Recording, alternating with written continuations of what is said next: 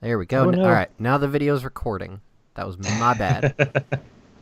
All right, so with all of that being said and done, one quick thing I do have to mention, I guess you could call it a homebrew live stream rule that I'm implementing after some discussion last night, is with donations in the live stream, if you look down below in the live stream on my Twitch channel here, there is a tip button where you can send in donations. You'll see that there is a tier list. The way it's going to work on Sunday nights when we're playing Aranthea's Awakening is that anybody can donate X amount of dollars, and depending on what is donated, you can grant one of the players / characters a bardic dice, a bardic inspiration dice. So depending on how much you put in, you can grant one of your favorite players a dice for that special roll that might be coming up, or just something for them to have in their back pocket. If you look on the overlay I actually have it configured. So you see Kyle right now. If, let's say, somebody donates a bunch of money and says, Kyle, you get a D12. Well, Kyle, now you have a D12 on your frame. Ooh, fancy. So then when Kyle says, I want to use that D12 I have stored up because this is super important, I'm going to take it off, and then Kyle can add the D12 to whatever the roll is. Ooh, I like that. That's cool. And then there is a special one. If you donate $10, then I will work with you to make a custom NPC that I will put in the campaign in some way. But I digress. With all that out of the way, let us begin. I have some music here to set the mood for each person.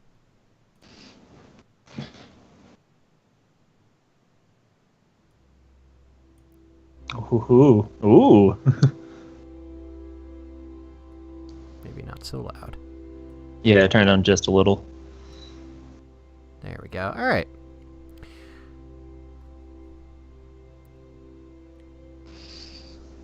Well, that's what the character sheets are for, Vlonda. I'll tell people to mark it down and alter it when they need to. So, we begin. We begin our story, the first story of the night, in Milan Thalor, a rather popular city within the land of the Realm of the Ascended. Milan Thalor is known as the City of Learning. It is considered the realm's greatest source of knowledge and education for minds young and old alike.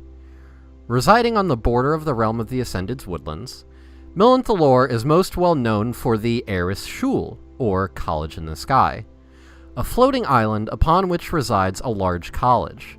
The rest of the town consists primarily of residential areas, commercial areas, and several smaller schoolhouses for lower levels of education.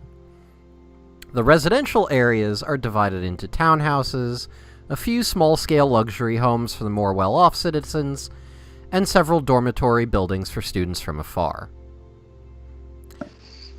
Where we find ourselves focusing in on today's adventure is Eris Shul itself. Located dead center of the town, and high in the sky, Eris Shul is the gleaming jewel and pinnacle of Milan Thalor. The college is well known for encompassing all forms of education, from the simple things such as those seeking work in carpentry, to the most advanced of subjects such as magical theory and practice. The estate itself is suspended high in the air thanks to the discoveries of the college's founder, Artizel Regis, a world-renowned researcher of the arcane arts and its applications. Eli, we begin with the camera focusing in on a classroom within Eris Shul. A rather large, open theater, almost. There are several rows of seats surrounding the central podium where we find a rather older gentleman currently concluding a lesson. What does Eli look like, so that the viewers have an idea? Eli has white, kind of almost like silver platinum hair that's pulled back. Think if he was cast, it would be by Tom Hiddleston from who plays Loki from the Avengers. and Nice. Thor. Nice. His attire is he does not wear like the traditional wizard robes. He's very dapper. The inspiration that I took from this was kind of Matt Smith, Doctor Who. So he's got like the jacket, the bow tie, the fancy pants, and the shiny boots. Very colorful. Like I think his jacket's gonna be like bright purple. He's not gonna be like the darker colors that like a Matt Smith Doctor had, but that kind of attire though. And he has a walking cane that he doesn't really need per se. It's not like he has like a limp or anything, but he always has this cane that kind of doubles as like a quarterstaff. I like it. So you are in the midst of a lesson teaching your students about whatever have you that it is you teach. What is it that Eli teaches? So Eli teaches the like basic utilities for magic. He's very interested in how to use magic in the like day-to-day life. A lot of cantrips and lower level spells are his specialty. Mending spells, prestidigitation, just mage hand, anything that helps do the day-to-day is his kind of that's his main focus as far as class goes. He knows a lot about magic but doesn't perform a lot of magic. He in theory knows how to cast different kind of spells, but he hardly ever actually does so. He's not very much. Evocation is probably his least favorite of the categories of magic. Okay. So you are in the midst of your lesson. The students, many of which seem to be either dozing off or not so much interested. There are a few, though, towards the front that seem to be taking feverish notes. Oh. You would know that these are typically your favorites in the class, though you're not allowed to say so. You're not allowed to have a favorite, but if you had to pick... Oh, he definitely, yeah. The bell in the school rings, a quick 3 chimes, signaling that it is the end of this current block's lessons. And in Eli's case, he's done for the day. That was his last lesson. It's about maybe 3 p.m., 4 p.m. Okay. What would Eli do at the end of his lesson? At the end of his lesson, he would, as that bell chimes, he's probably doing that, stereotypical, trying to finish the last part of the lesson as people are filing out and not paying attention. He's trying to, talk real fast. He knows that they're not paying attention, but he finishes his sentence anyways. As they all file out, he doesn't really care about that. It doesn't bother him. It's more for his own sake. He just kind of gets his bag together, grabs his things. He gives a small little whistle, and his little owl will kind of fly up, perch on his shoulder, and they'll stroll out of the classroom. He's going to go back to his quarters, wherever they may be. Usually in the afternoon after class, he likes to enjoy tea time. All right. Where is it that you go for your tea time? In just like a little lounge? If it's not at his residence, then it would be maybe like a lounge or something. Somewhere, I think public would be good, but not almost like a coffee shop vibe where there's people, but it's not too There is rambunctious. a college lounge specifically for the professors, the researchers, and the like. So. Yeah, that's probably where he would go. He kind of doesn't want to be around a whole lot of people, not as an anti-social thing, but just more so he can focus on his studies and his notes. Sure. He has a lot of books and notebooks and writing utensils on him pretty much at all times. He's always studying or writing.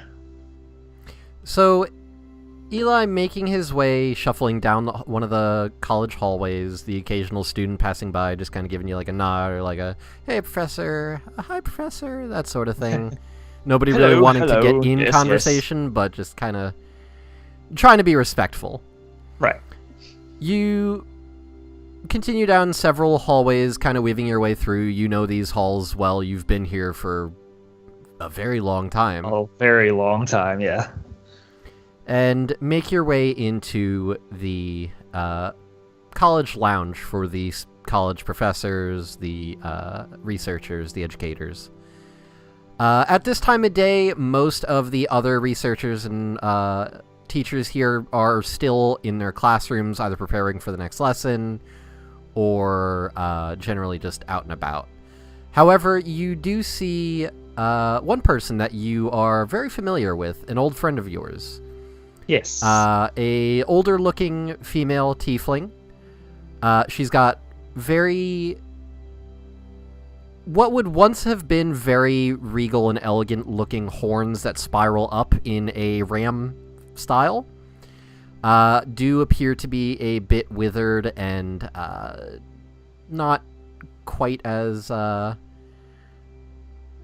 lustrous as they once were. She has her black hair currently back in a ponytail. She's wearing a very nice-looking very dark bluish blazer, white undercoat, and a very nice-looking dress that goes down to her ankles. She appears to be sitting at one of the tables, just kind of staring at a letter. She hasn't noticed you yet. She seems to be very intently looking at this letter. It seems like she's read it a couple times, and she's reading over it again and again. Okay. Make an insight roll for me. Ooh. Let's see here. I'm not great at that, but let's see what happens. 9. Sounds about right. All right, so you're not a very studious one when it comes to people.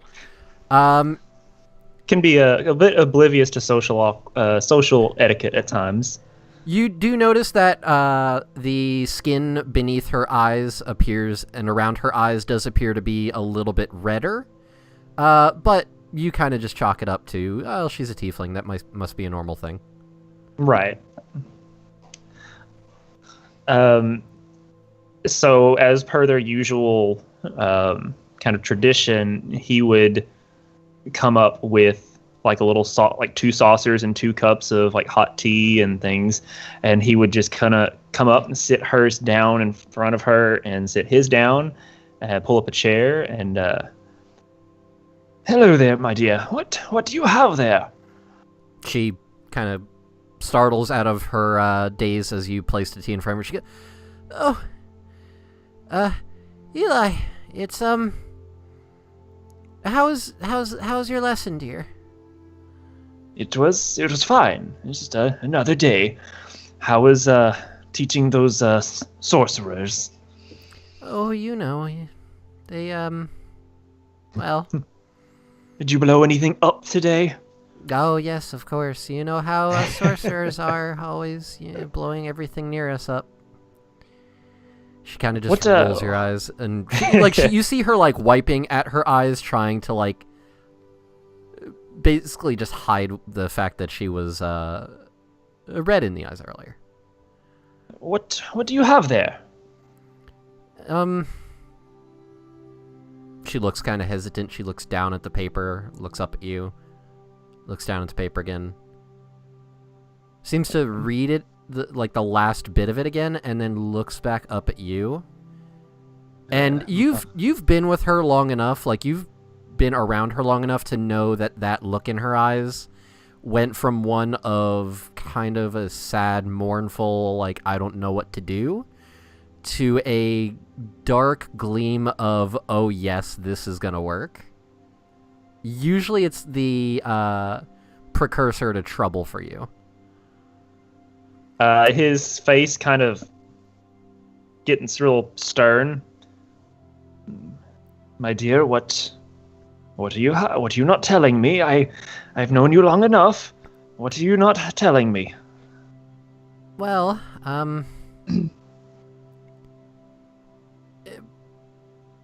Perhaps it's best if I give you a history lesson. You are going to give... He chuckles a little bit. You're going to give me a history lesson. He kind of leans back in his chair. He like grabs his little cup of tea and takes like a sip of it, places it down, and just kind of grins. Do go ahead, my love. Well, in case that wasn't obvious, I haven't always been teaching here.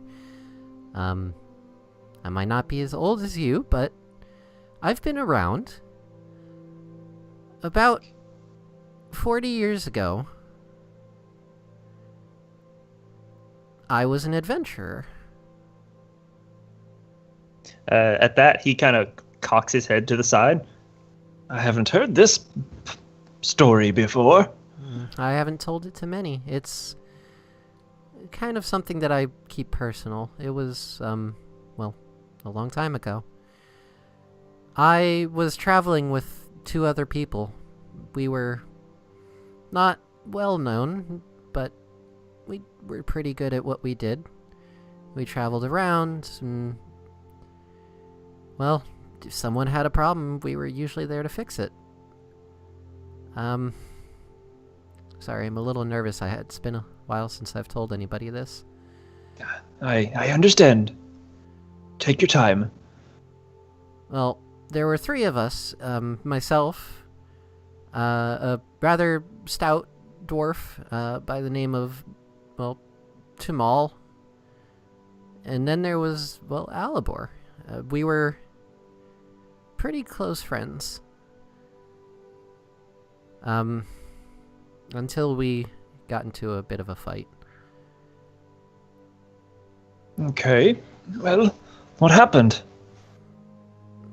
Tumal kind of said some rather mean things to Alibor because of some issues that arose between Alibor and, well, all of us and the Dwarven Kingdom.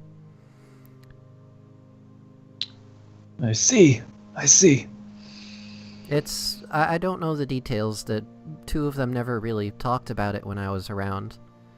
But we split ways, and ever since then we've all been kind of secluded. I occasionally keep in touch. I'll send a letter out. Usually Tumal is pretty good with responding. Alibor, not so much. But this letter here, and she holds it up, showing it to you. This is actually from Tumal.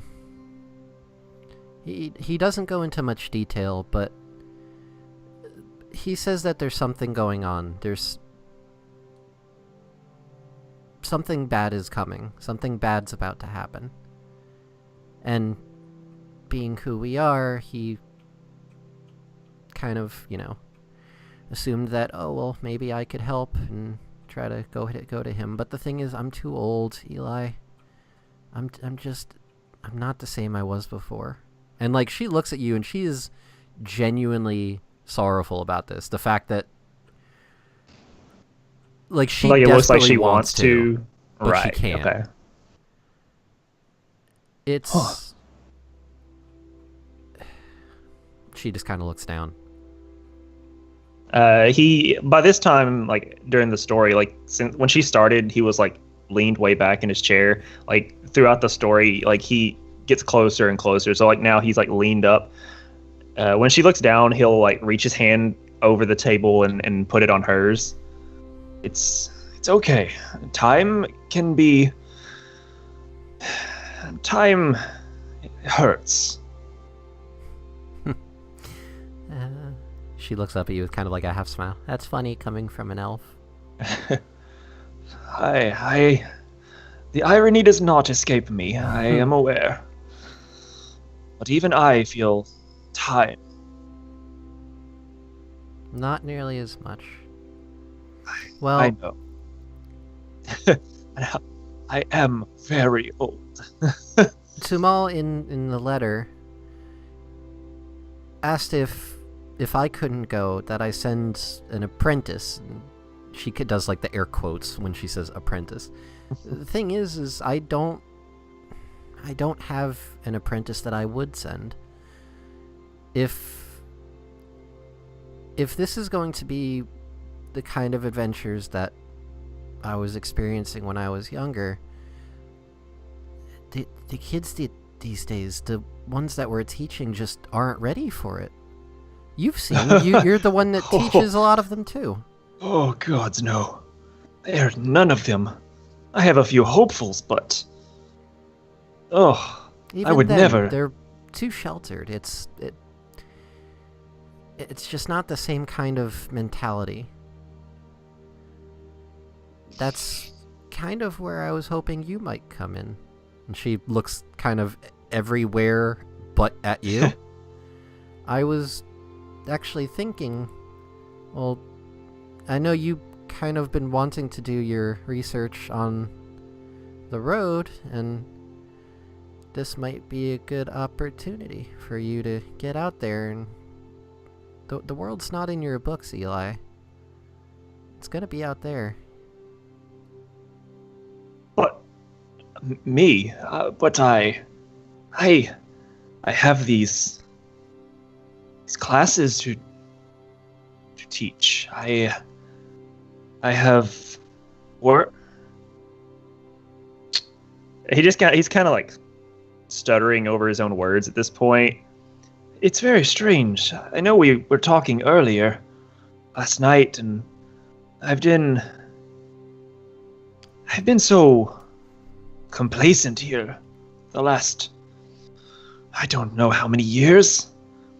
I came here to learn and research, and somehow the college was supposed to be kind of a side job to fuel my research, and I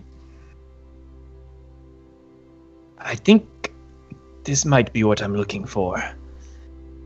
I have done nothing but teach. I've barely touched my own personal research. I trying to come at this logically, and I think you're right.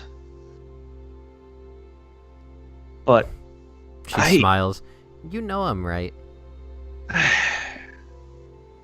Yes, I do know you're right. I just don't want to admit it. I'm scared. I know magic, but I can't fight. I want to help you, dear. I trust me. I want to do nothing more than to help you. But I can't do it alone. You're not going to be. Okay, you have piqued my interest more. Well, the plan, based on what Tumal has laid out, is that whoever was supposed to be going, which it sounds like is going to end up being you now, is to go to Shayla's in Midwood. There is an adventurers guild stationed there.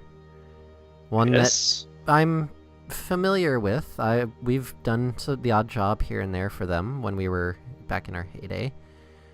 And Tumal has written about a upcoming apprentice of his that may suit the job.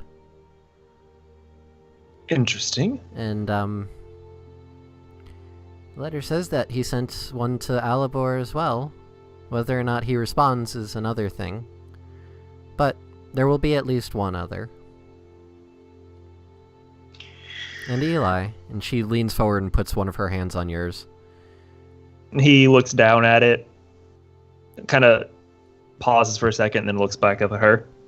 He doesn't say anything. It's not just about being a fighter. Every good adventurer, every good adventuring group needs someone with this. And she taps her own mind and then taps your forehead. I suppose you're right, as always. Well, not like I can say no to you. I don't think you would have liked if you did. Just like this brief, like, oh, comes over his face, and it's like a face that says, "Yeah, I know." You've definitely been on like the receiving end of definitely. one of her stray spells when she's gotten upset. Yeah, definitely. When does the letter say when we should depart, or when we're meeting?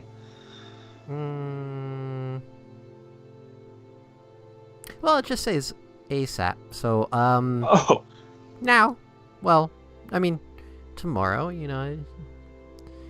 I'm sure you need to make your own preparations. Yes, So it's very unexpected. I suppose I must make a. I have to take a leave of absence. I have to let the dean know. Someone in charge. I don't know. I'll take care of it. You just need to worry about getting your things together. And some recommendations for you? Bring rope. He like cocks his head with like a question mark kind of motion and just slowly nods. Okay. Trust me, any good adventurer needs to have rope.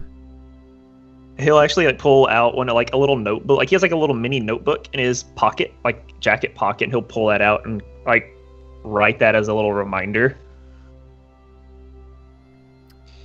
You and your notes. I swear you're Yes, going to me get and eaten my by a notes. monster because you're staring at your notes instead of worrying about the problem at hand. But if that was to happen, I would at least have all of the notes possible on the creature. Right, Before you it get ate me. Right, of course. Right, and then when someone finds those notes, they'll know what to do next time. Granted, I would prefer not to be eaten by a monster. Well, just promise me you're not going to get yourself killed. I will do the best of my ability. I pride myself in taking the most logical course of action. I don't think I will be rushing into any danger. If you say so. Well, I need to go take care of a few things myself. I'll give you the details later. But Okay. I recommend getting everything together. He starts like when she says that he starts like realizing he has to like start getting things together, and he's like frantic for lack of a better term. Mm-hmm. He's like looks for his bag, and he's like patting his pockets like, oh gosh, I have to start thinking of what to take. Oh goodness.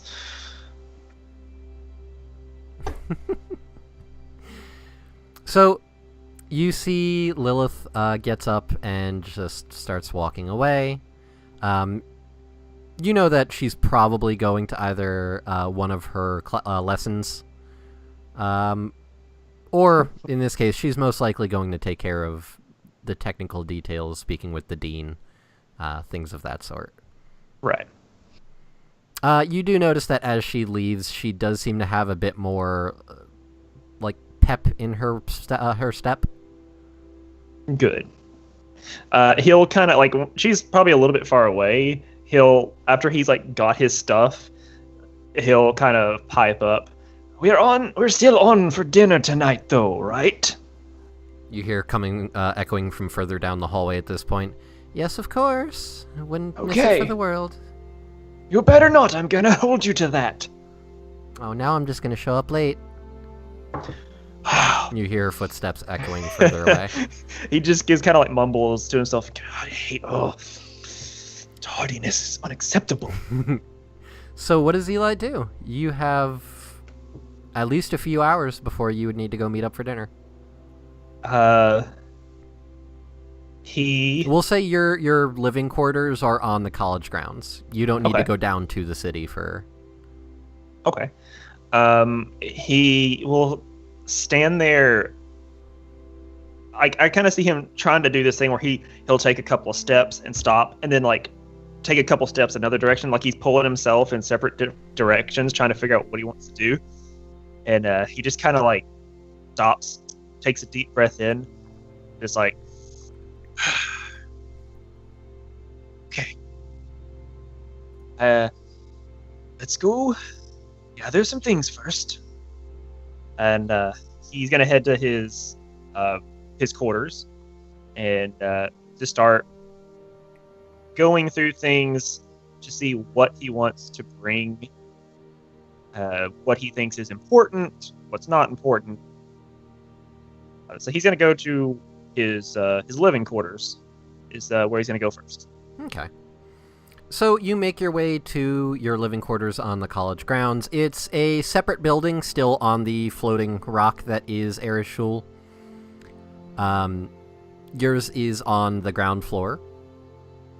It's further down the hallway. It's like the very last room before there's a set of stairs going up. You go inside with your mundane key because for whatever reason you don't have any magic keys in this place. God knows why. And inside, it's a pretty comfortable but reserved living space. The main room is kind of just a big square that serves as a bedroom, kitchen/dining room, living room, all kind of mashed into one.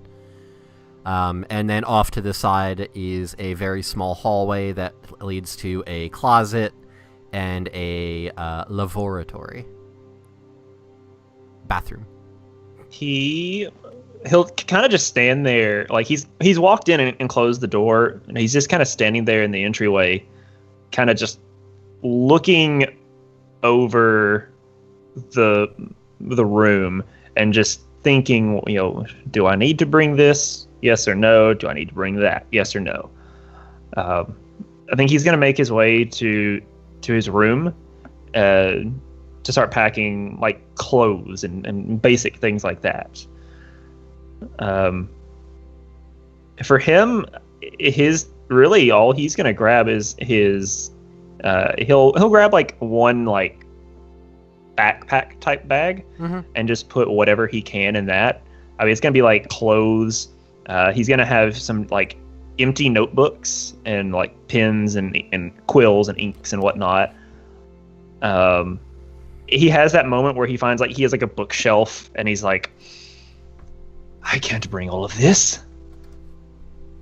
But he wants to find like one or two books that he would take with him. It's kind of like probably relates to history of the land, and then like of course like he's gonna have his spell book with him. But he doesn't want to travel too heavy. Pretty much he's just getting his nightmare. Do I bring this? Do I bring that? Do I pack a lot? Right. Pack a little? Well, I had the thought of making it like almost like the Hobbits and Lord of the Rings. They just had like all of this stuff, but he's not a strong boy, so he's limited in what he can carry. Right. And I think he's pretty. He's not a luxurious, extravagant type, so simple living is okay with him. So he's just kind of grabbing just the basic stuff that he would need. Like the most of what he's actually going to have is for his research, his papers and books and things. That'll be the most important thing to him. He says, I can wash clothes 100 times. I don't need to have 1,000,000 pairs of pants. And very important question. Okay. Does Eli have rope? He doesn't, but he's going to go find some. All right. So, for the sake of brevity, we'll say that after roughly probably like 2-3 hours, Eli feels more or less prepared and packed and ready to go the following day. He's got his backpack set near the door, loaded with all of his essentials and probably far more non-essentials that he considers essentials. Right. And at that point, it's time to go out for dinner. Where are you and Lilith meeting up? Feel free to create whatever you want. I think their original plan, it was to just have like their normal night dinner at home, but considering the circumstances, he would probably come up with something different, make it a little bit more special, knowing the circumstances. Probably, I think he would have slipped like a note in her classroom for her to find at some point while she's been running around during the day that says, go get, whenever you're ready, go get cleaned up, get nice, and then meet me at, I think he's going to have her meet him at some, like, I want to say like some restaurant, but is that something? Sure. If we're up here, like on the college. You might have to go down to the city itself, but Okay. that's not an issue for this, for you guys. Okay. Yeah. He would let her know, meet me at whatever he would find a decently nice place, probably one that she would look at and say, "Oh, he splurged." Something that they don't really do that often, but he knows that it could be a while for them to see each other again. It's true. So he wants to make it a little bit more special. All right. So, what kind of food you getting? Oh man. Man, how fancy do I want this to be? If you'd rather, I can do something. That's your call. Yeah, that's fine. I didn't really have anything specific in mind. It just I knew I wanted it to be kind of like a candlelight with like wine. Sure. So, you, on your own time, make your way down to Millenthalor proper. You make your way down to the sub-level of the college itself, where the teleportation rune is currently set up. It's in a closed-off room. There is guards posted 24/7. Anybody that's an educator, such as yourself, is allowed 24/7 access. But like the students are generally not permitted in or out after a certain time. There's a curfew. Right. So you just kind of walk up to this subterranean level, hold up your badge. The guards just kind of wave you through nonchalantly. You walk in, and it's just a very large square room. In the center, carved into the stone floor, is a faintly glowing purple rune that seems to trace very intricate patterns, which you, at this point, recognize as the teleportation platform. You walk forward, step onto it, and as soon as your heel connects with the faintly glowing rune, there's a flash, not very bright, but a flash nonetheless of purple light, and an instant later, you are standing on the grounds of Millenthalor proper.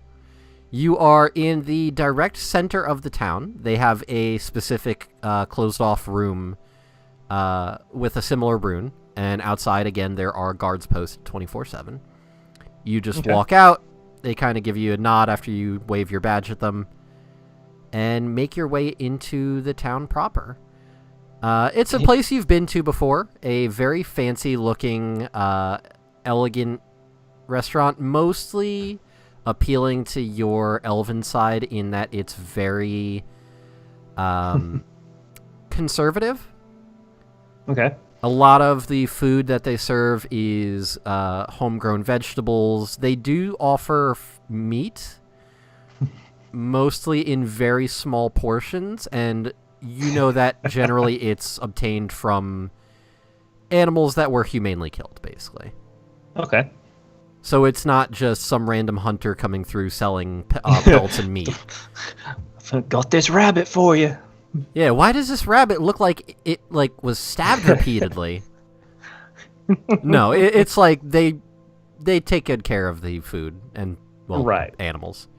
Right. You walk in, the person at the entrance sits you, and not too much long later, Lilith walks in. She's wearing a rather nice-looking black dress that you haven't seen in a long time. She generally keeps it just in her closet. You've seen it before, just kind of when you were hanging out with her, but she hasn't really donned to wear it very often.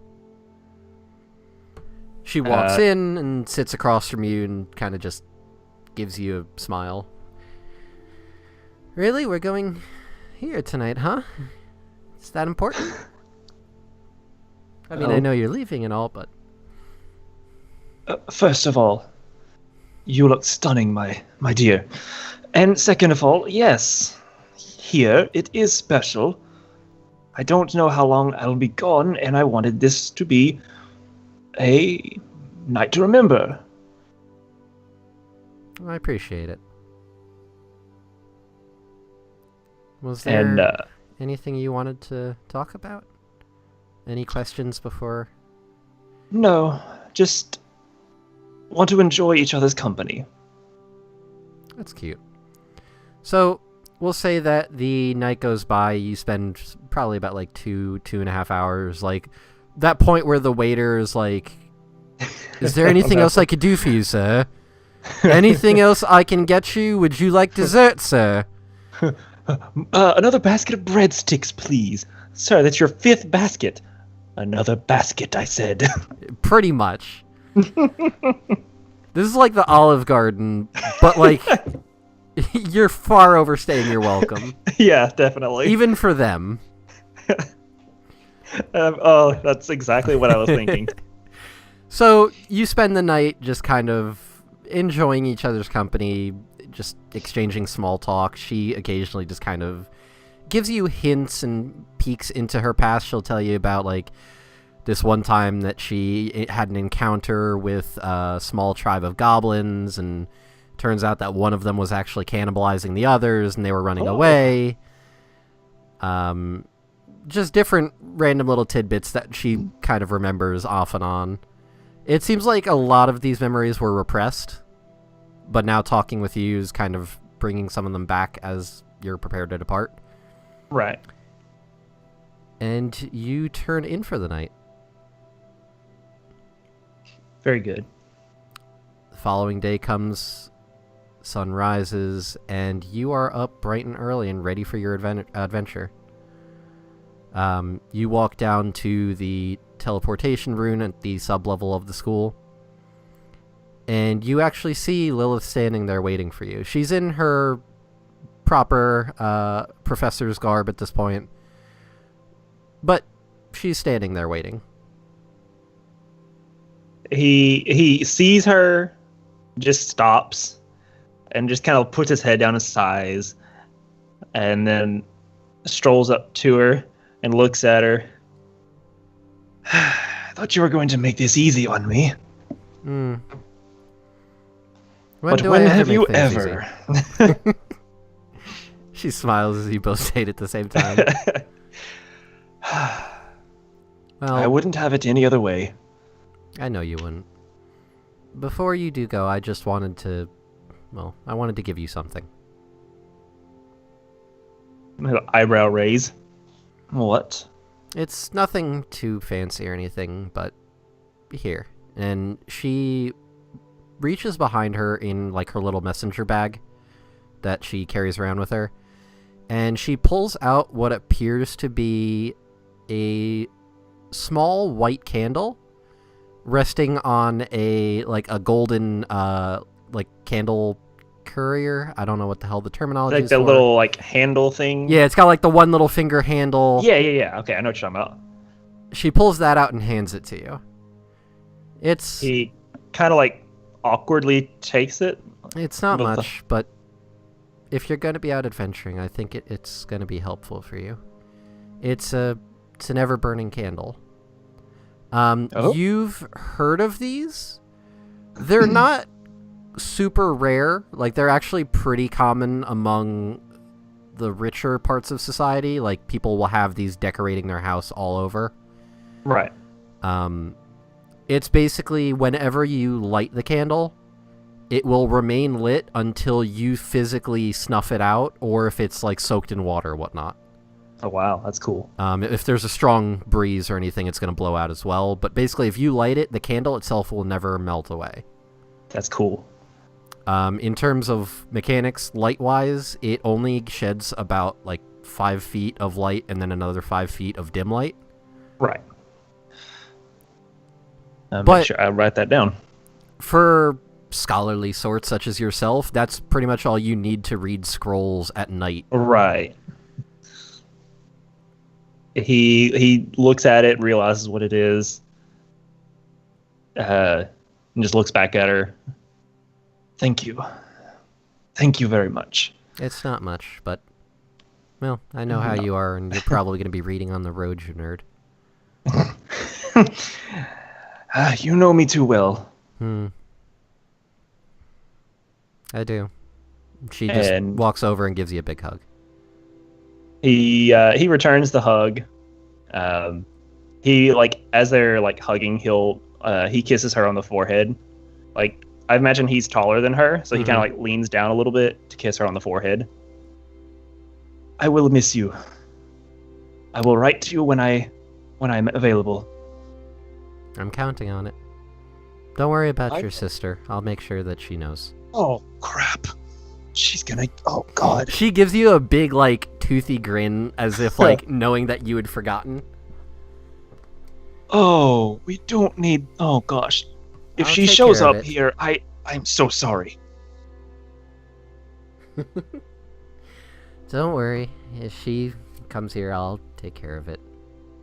I'll try to write to her when we get to the next town. I'll try to send her something. If I'll think of something. Yes. Goodness.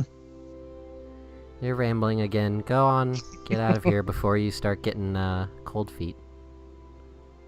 He'll take a step and a half away, and he's holding her hand, and he'll bring her hand up and kiss her on the top of her hand, and just smile, and he'll head out. All right. You step onto the teleportation rune, and again there is a familiar flash of purple. And that is where we are going to end Eli's scene for the evening. Okay. Awesome. So, everybody in chat, give me a few minutes here while I get Neil in, or no, not Neil, Onyx in the call. And then we'll be right back. Be back in 2 seconds. Well, not 2 seconds.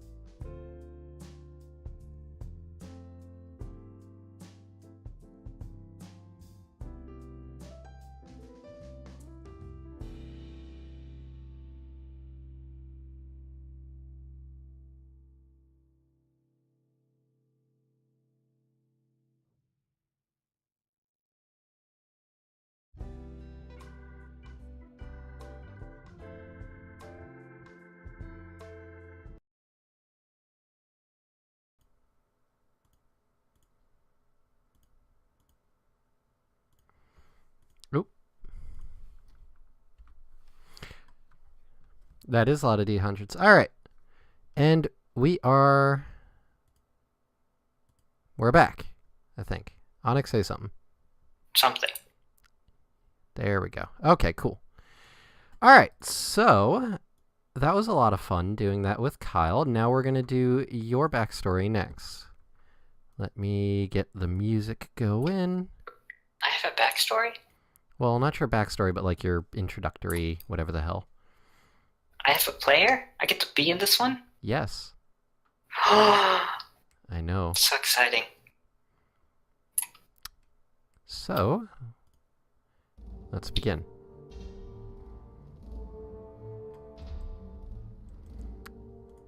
So, we find ourselves across the continent in the Dwarven Kingdom. Specifically, we find ourselves in the capital of the Dwarven Kingdom, Tharndarim. Tharndarim is located in the heart of the Dwarven Kingdom. It was established roughly one millennium ago. The first Dwarf King, King Jorston, relocated his entire clan to these mountains when it was discovered that deep beneath the mountains was an undiscovered, highly rare mineral dubbed as bright steel because of its silver appearance and high durability.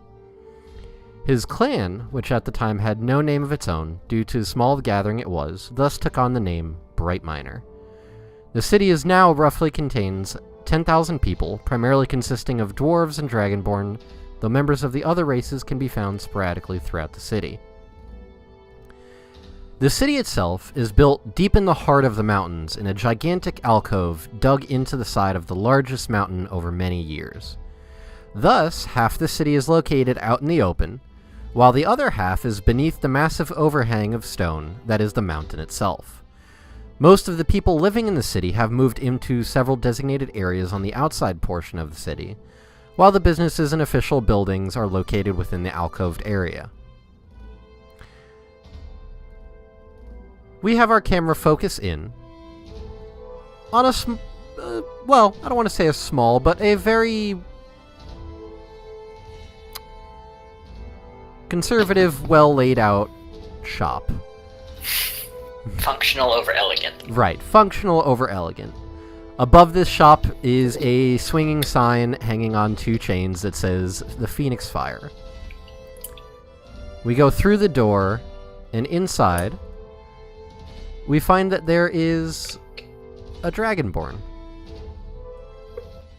And he appears to be furiously hammering away at what appears to be the makings of a short sword. What does this Dragonborn look like? Well, this Dragonborn is definitely what you would call a brass color all over his body, with eyes of brass as well. He's currently wearing just a normal blacksmith setup with a leather apron and gloves on, because even though, he likes fire and all, it's still hot. Other than that, he's about 6'2", 6'2", looks to be in his middle 20s, and he is currently staring at this anvil where he has his short sword with very intense concentration. Cool. Sounds like a pretty dope guy. Well, he's a Dragonborn. Most of them just look amazing. That is true. So, Zai, you've been working on this short sword for the past couple hours now, trying to complete this order that your master had given you. Your master, though, has been in his private study for quite a few hours as well, pretty much since he gave you the order. You're mid-hammer, just swinging down repeatedly, one after the other, trying to get this sword correct. And you hear from the entrance of the shop a...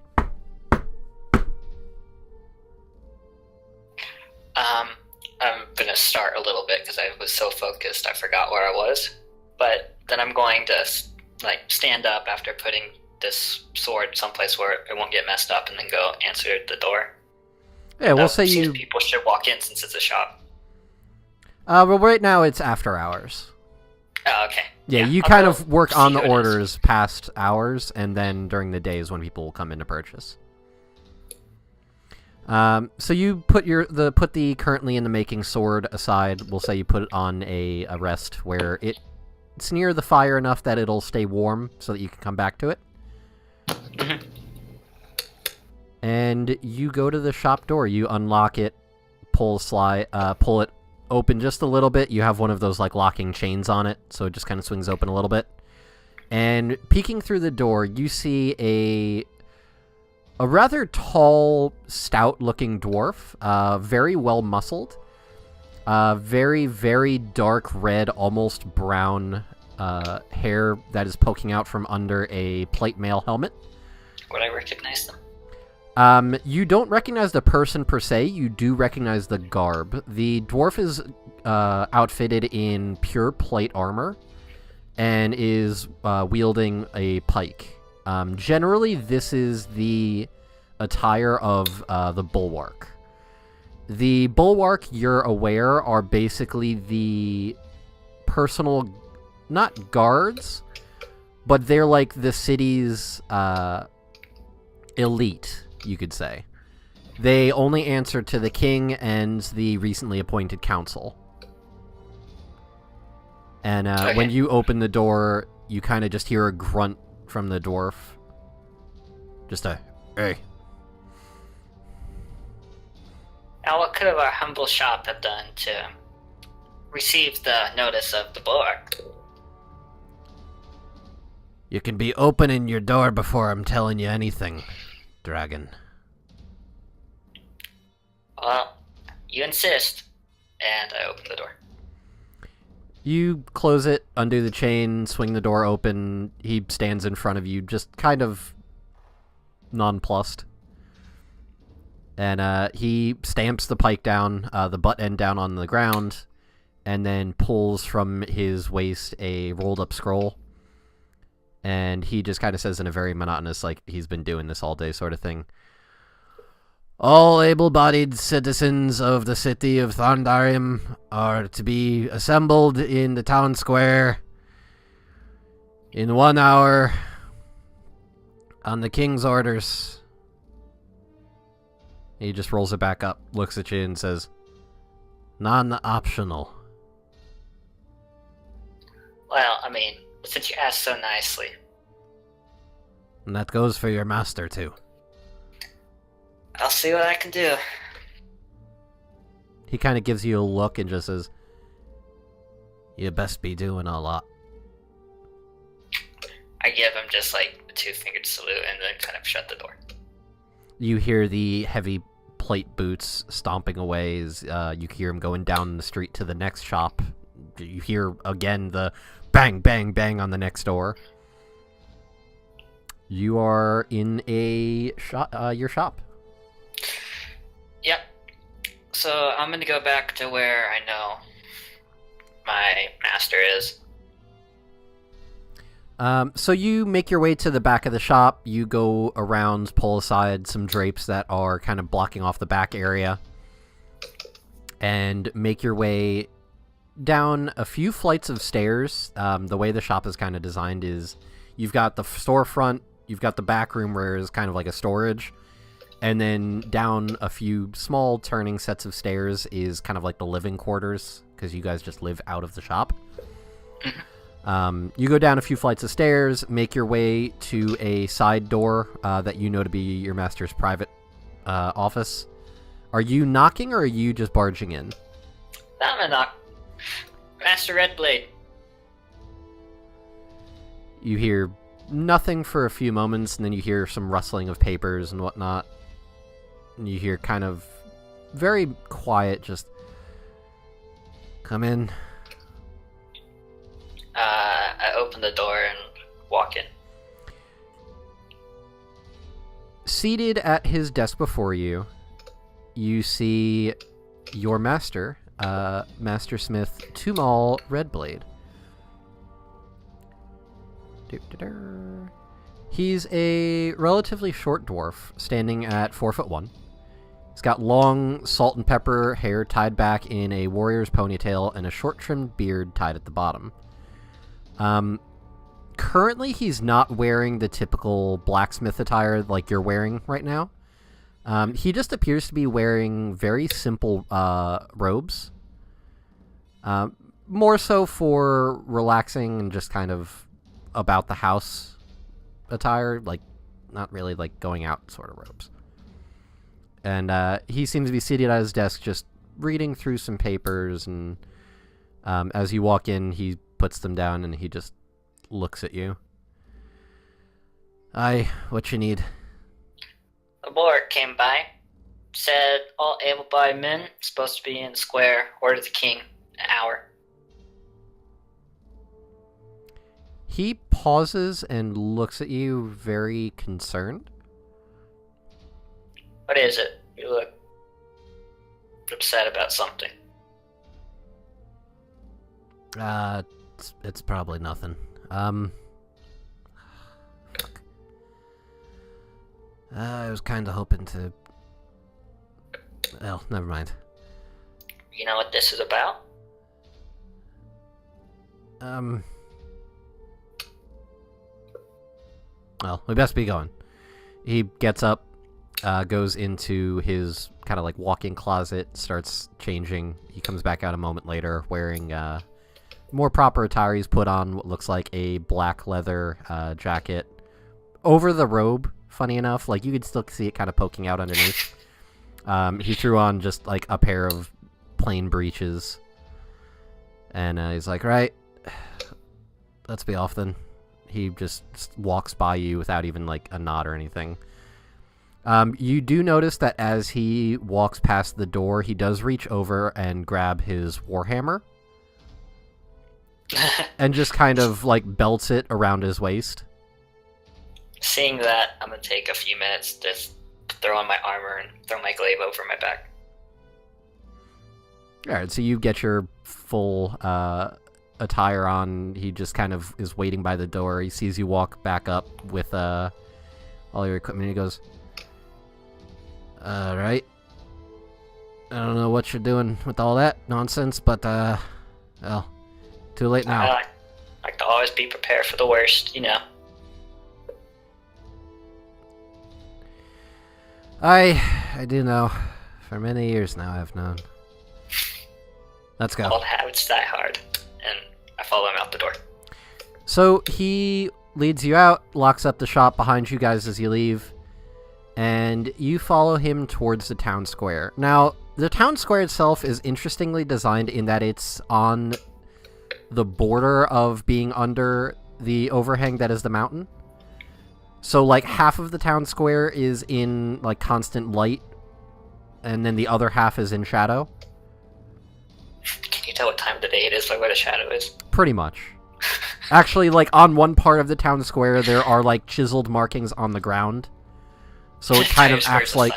It kind of... Yeah, kind of, yeah. It's got, like, little chiseled markings so you could look at it at a glance and be like, oh, it's 2 o'clock. Or it's 6 o'clock. All right. Currently, it's... Actually, it's probably about morning. You were working on an order just before you guys would open up shop. And you start making your way towards this town square. You do notice that all around you there appear to be other townsfolk, several of the other shopkeepers, many of whom you kind of recognize from when you've been out on the streets. A lot of them appear to be just people from the same vicinity as you, all walking towards the town square. A lot of these people seem excited. Some of them seem confused. You see a lot of the older dwarves not very happy about this. Some of them seem to be almost as concerned as your master seems. You see the occasional pull out a necklace that has a symbol of either the god of fire or the god of earth, and they kind of kiss it, and they do like their own little symbols, both of which you're familiar with. Because your master tends to do both of them. As do I. As do you. Though, openly you don't technically admit it. Right. Not a lot of people are fans of polytheistic people. So, you make your way to the town square. There's already a very large crowd gathered around a central platform that appears to have been hastily constructed. And standing on the platform, you see 5 people. Actually, let me make sure I got that number right. I may have just fucked that one up. Then I blink and one of them disappears. Oh, no, never mind. Yeah, 5 people. You recognize very easily the person standing at the front of these 5 dwarves. Actually, no, excuse me, it's not 5 dwarves. That's where I screwed it up. There are 5 people. There are 4 dwarves, and then there's what appears to be a halfling. And they're all just standing on the platform. The foremost one you recognize to be King Grishta, which is the king of the Dwarven Kingdom. The 4 that are in the back, though, the 3 other dwarves and the halfling, you're not familiar with. This is the first time you're publicly seeing them. And that's Like really... They could be the council, maybe? You could make that assumption.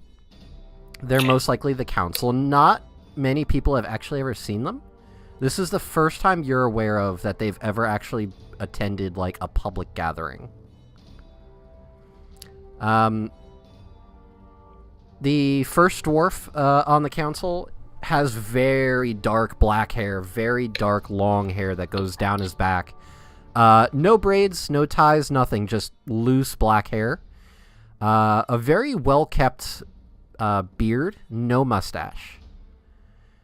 He appears to be wearing very simple brown robes with a darker brown belt just kind of tying it all together. The next one appears to be as a stark contrast, a very pale white looking dwarf. No hair, not even on their face. Just very pale and kind of angry looking. Like, it looks like this guy just doesn't want to be here at all. He appears to be wearing scale mail armor, just no weapons, though. Looks more like this armor is more for, like, ceremonial, like, just to show off sort of thing. Nothing fancy, though. Like, from your keen eye, especially since you've worked on armor like this, you know that 1 or 2 good hits on that kind of armor would probably break it. The third one appears to be a very fiery red dwarf. Not skin-wise. Skin-wise, he appears to have a very dark complexion. But the hair is a very bright, flaming reddish orange. Spiked up in almost a mohawk design, with the hair on the side kind of just tied back behind the head.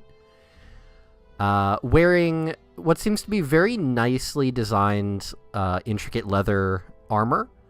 There is what appears to be embroidery of gold going around along the armor.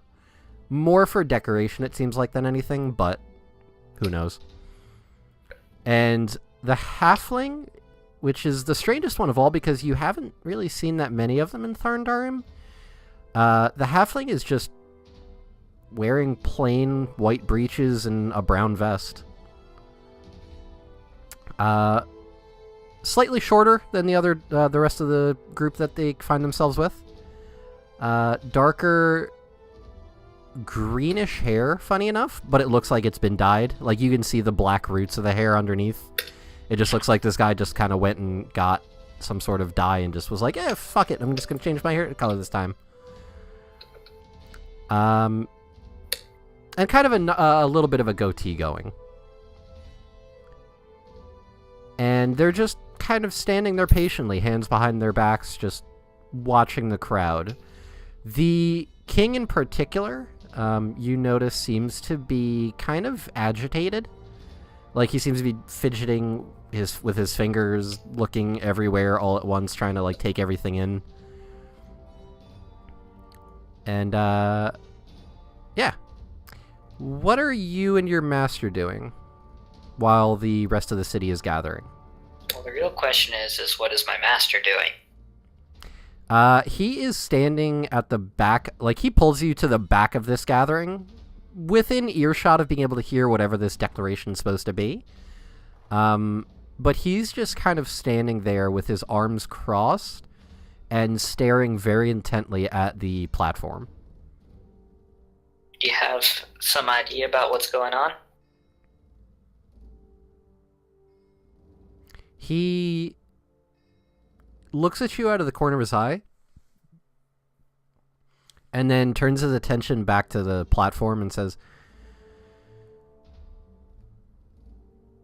I'm really hoping it's not what I'm thinking, but we'll see. Keep your ears and your eyes peeled. Will do.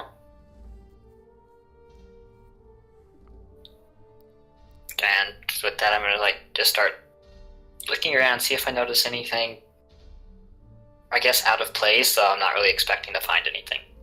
Because I know him, he's been kind of getting weird over the past few years. He has, and it's definitely been showing.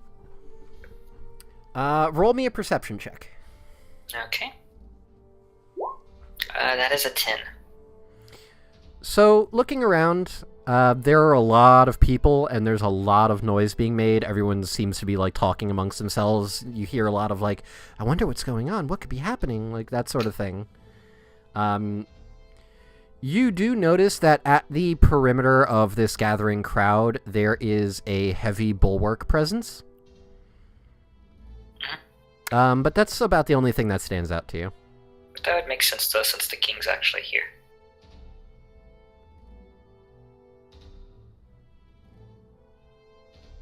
Well, not noticing anything, and my master obviously not wanting to talk, I'm just gonna kind of go back to impatiently waiting for this thing to start. So, it takes another, half an hour to an hour of just standing there, which is not very pleasant, especially since, at this point, you'd normally be working. Shop would be open. Could be making swords. Mm-hmm. And at that point, you are starting to hear other people saying much the same thing. A lot of voices being like, get on with it! Time is money. Yep. And after a little while, you start hearing this loud banging. And looking around, you see that all of the bulwarks are taking their various polearm-style weapons and slamming them into the ground in unison. And after a few slams, the crowd quiets. And the king steps forward on the platform so that he's front and center, and everybody at this point is paying 100% attention to him. And you hear him say, "My people of the kingdom! It has been some time since last I have addressed you. It has been a much longer time since any of you have even seen these fine people that stand behind me. Some of you may know, others of you may not, but this is my counsel." And even just with him saying that, you can hear a lot of, naysaying in the crowd. You hear a lot of whispers. You know that this is kind of a point of contention within the populace. A lot of people are not fans of there being a Dwarven Council. They view it as a point of weakness. Some people seem to be for it. They think that it's a better idea having an advisory council than not. But a pretty decent majority of it is vehemently against it, to the point where there have been the occasional scuffle and people have had to been thrown in jail for the night. The king continues. Now, as you all are aware, I'm sure, Our economy, our way of life, everything we do is for this. And he pulls out from his robe a gleaming bright ingot, which you immediately recognize as a bar of bright steel. And you actually hear a kind of a sharp intake of air from your master beside you. I think I'd be right along with them, knowing how valuable that is.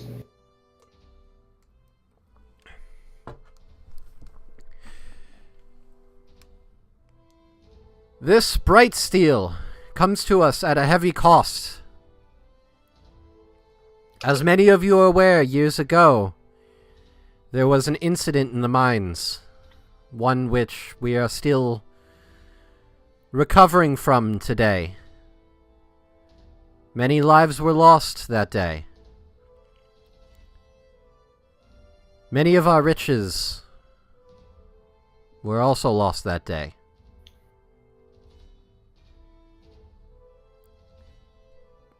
But I have not been deterred from trying to make things right with you, the people. I am... And he looks down. I may be king, but a king is only as good as the people before him, those who serve him.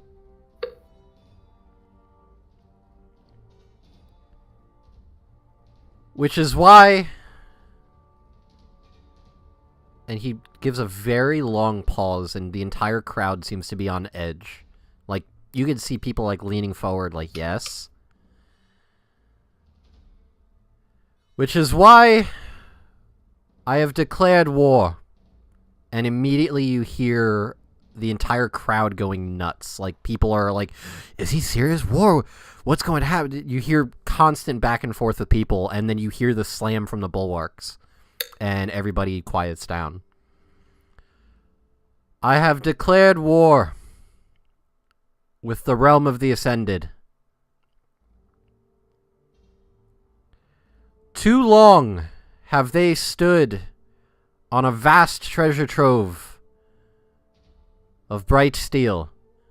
Bright steel that rightfully belongs to us. We, the descendants of the Bright Miners. We, those who have bled and died trying to find this rare resource.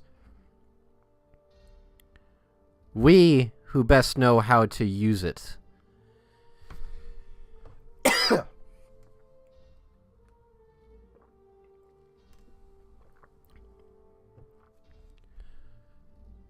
But that's not all. In light of this war, my council and I, and he turns and just kind of gives them all a look, have decided to instate a military draft. All able-bodied citizens who are able are to serve. This is not optional. Those who refuse or attempt to flee this draft will be considered traitors and treated as such. Those who openly accept this and prove themselves will be well taken care of and provided for when their service ends. He continues to go on, but you feel a very harsh yank on your arm, and you look down and you see Tumal grabbing your arm and yanking you out of the crowd. Are you going with him, or are you resisting? I'm going with him. He hasn't led me wrong in the past 8 years. So he starts pulling you along through this crowd, shoving people out of the way. You see he has his warhammer in his hand, and he's like knocking people to the sides. Not with the hammer, per se, more just kind of like shoulder checking. But he's parting this crowd. Some of the bulwarks that were towards the back as he's pulling you out start like trying to close in, trying to block him.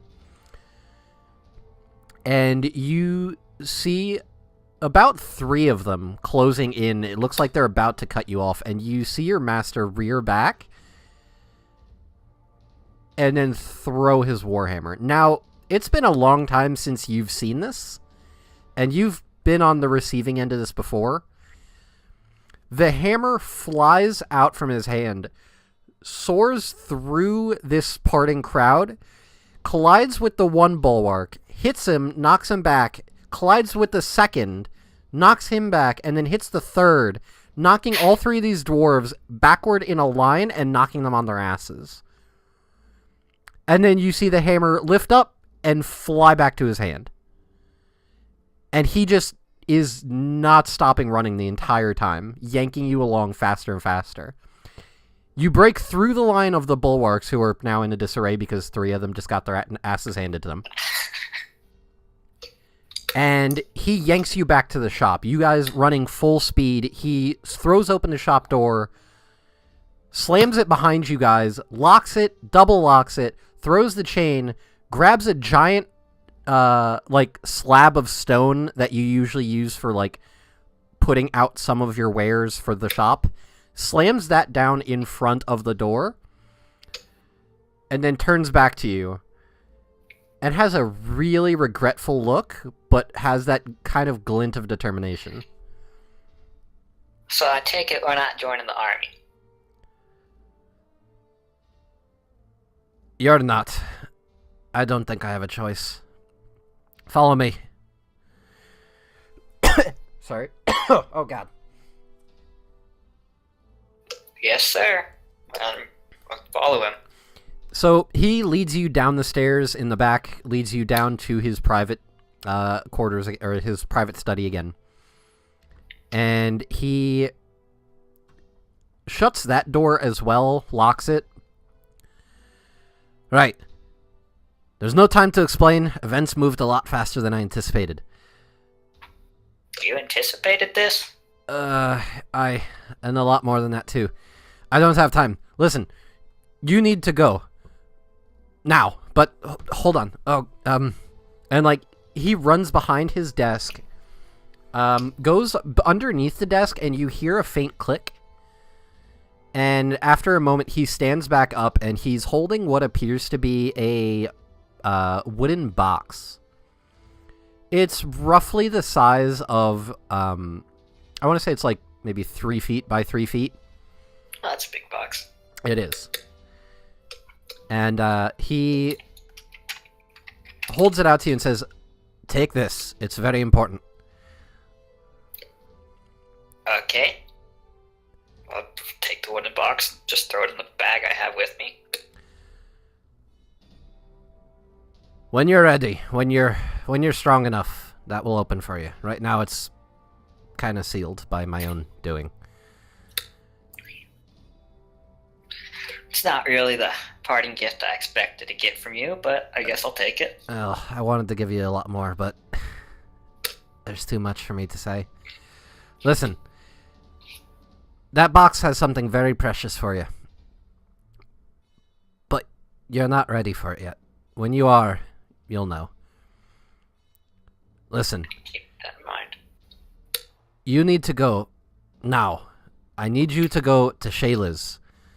Go to the Adventurers Guild there. Join the people there. You're going to be meeting some folks that are friends of mine. How do you expect me to get out of the city? I've got the way. Go there. Join the guild. Become stronger.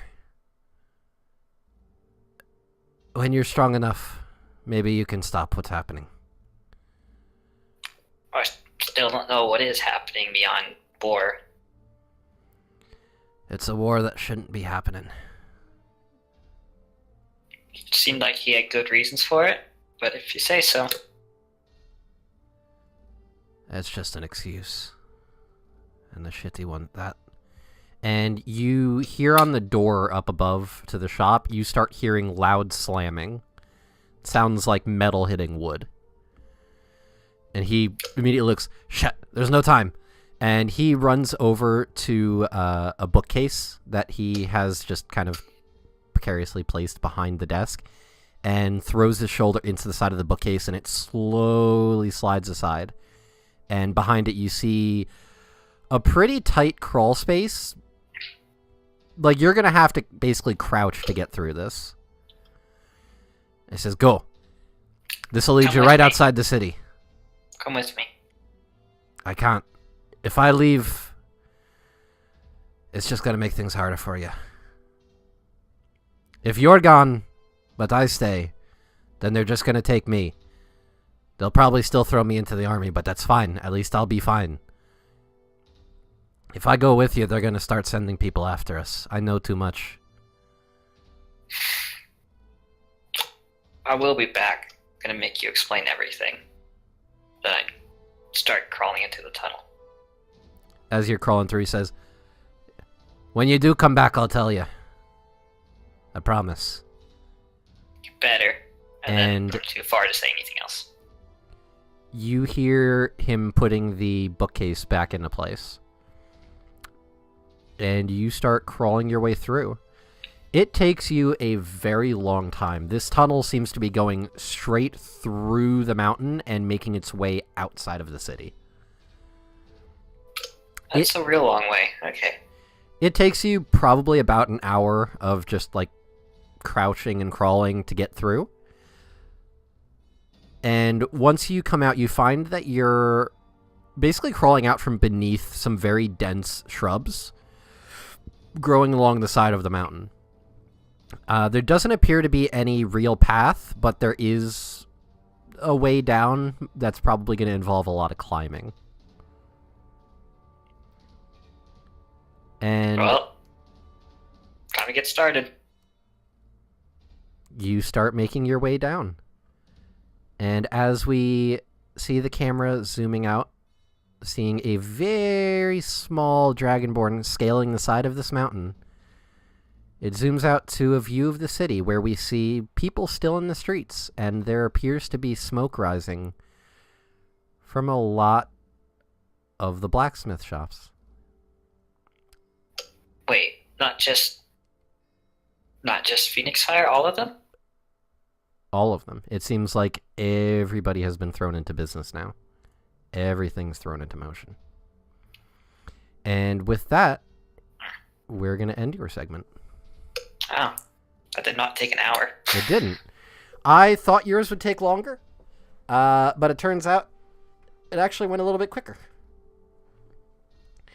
So, with that, we call an end to Zai's part in the initial story. I'm going to take a quick 10-minute break so that I can get up and stretch and whatnot. And when we come back, we will have Neil on the line and do the final act for the night. Be back soon.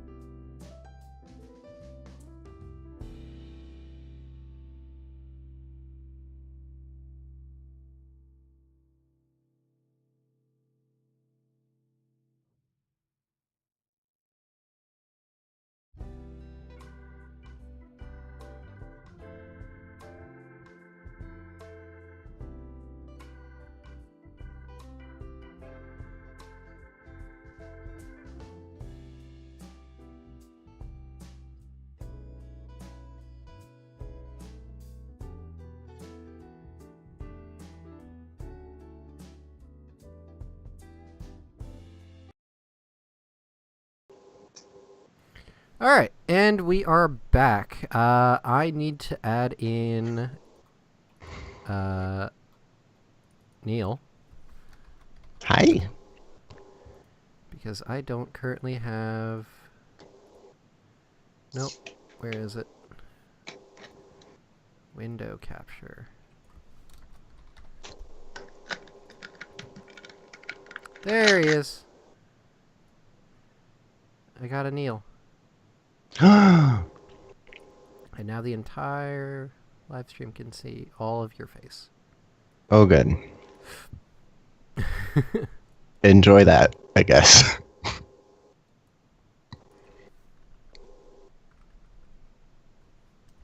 I fixed it, Kyle. Relax. That was my bad. Alright. We're doing it live.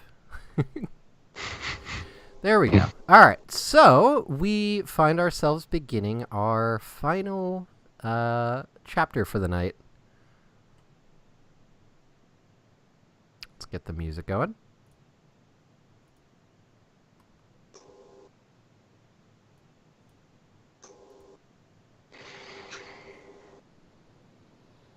Oh, God. Yep, there's music. So,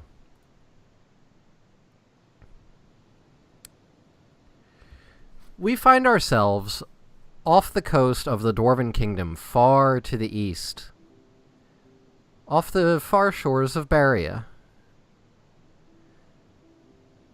We see a singular ship floating on the ocean.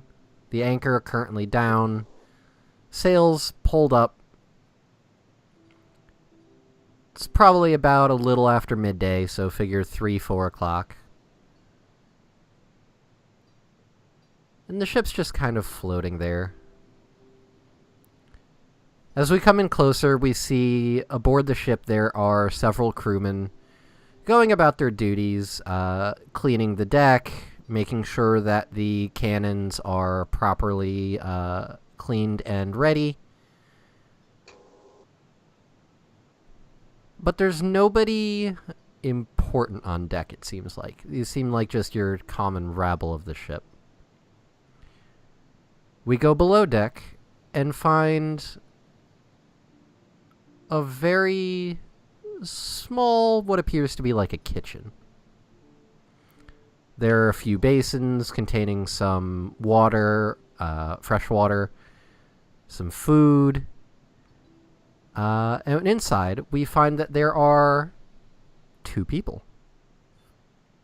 There is a very old-looking human wearing a chef's apron. He's got a plain white bandana covering his balded head. And then there's a very peculiar-looking creature. What does this peculiar creature look like, and what is it doing? He very small. He is like an ivory white color. He is a kobold, so he's a small, tiny little white scaled kobold. And at the moment, he is doing, I guess, food prep, cutting up, peeling potatoes and such. Okay. So, we see young Ilo standing there peeling potatoes. The old man is kind of just hobbling around, kind of occasionally barking orders, just, Ilo, gotta do it smoother. He's cutting too much of the potato. I've got it.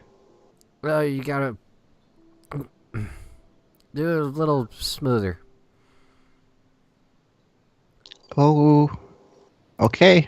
You notice on his his chef's belt that he always wears, like a very thick leather belt. Mm-hmm. You notice that he's got a flask in place of where one of his usual knives are, and the lid is like half off. Taking it easy today? It's, I'm taking, yeah. Okay. Good. What else do I need to prep? Potatoes are almost done. Get the carrots. Get the meat. Gotta cook it. He grabs another swig. Okay. When are we cooking? Soon? Gotta have it ready in like an hour for when the crew's dinner time. Okay. All right. Tell me when to start. I start on carrots. Are you? You know what? I'm gonna go take a nap. Okay. You run the. Yeah, he just kind of starts hobbling out. Okay. I start when I want to then. Okay. He just kind of waves a hand at you and just hobbles out and goes to where his cot or his like hammock is, basically just across the ship, Mm-hmm. and just lays down. All right. So what is Ilo doing? He has full run of the kitchen. Um, what time is it? Should I start like soon or? It's like 3. It's like, let's say, like 4 p.m. Dinner time for the crew, is usually around like 6, 7 o'clock. Okay. Let me read one of my spells. Yeah, okay. I'm gonna wait to do the heavy stuff for another hour. And just keep on prepping and probably get the whatever we're using to heat. I want to say stove, but I don't think that's correct. I'll get our method of cooking fire happening. You guys are basically using like an oven. Yeah. It's just made of a very light metal so that it contains the heat so that there's no issue. I will start that, get it heated up, get everything basically ready, kind of just the annoying stuff, like peeling potatoes and chopping carrots. I'll get all of that kind of done. He Sure. casts Mage Hand, and with a couple knives, he's cutting what the Mage Hand is bringing to him as far as carrots, so that he's going very quickly. All right. So you're very efficiently going about preparing the night's meal for the crew. Roll me a perception check.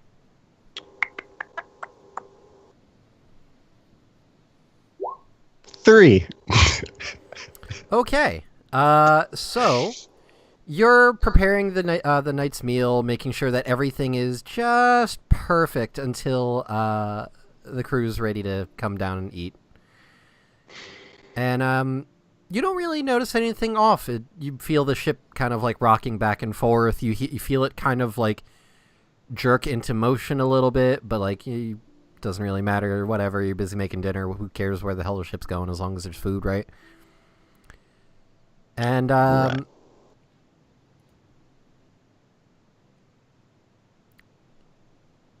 This one you don't need a perception check for, but after, let's say, like half an hour of meal prep, you hear what sounds like a dull thud off in the distance, and then you hear a faint whistling sound that seems to be coming closer.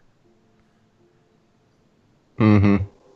And then there's a very loud boom, and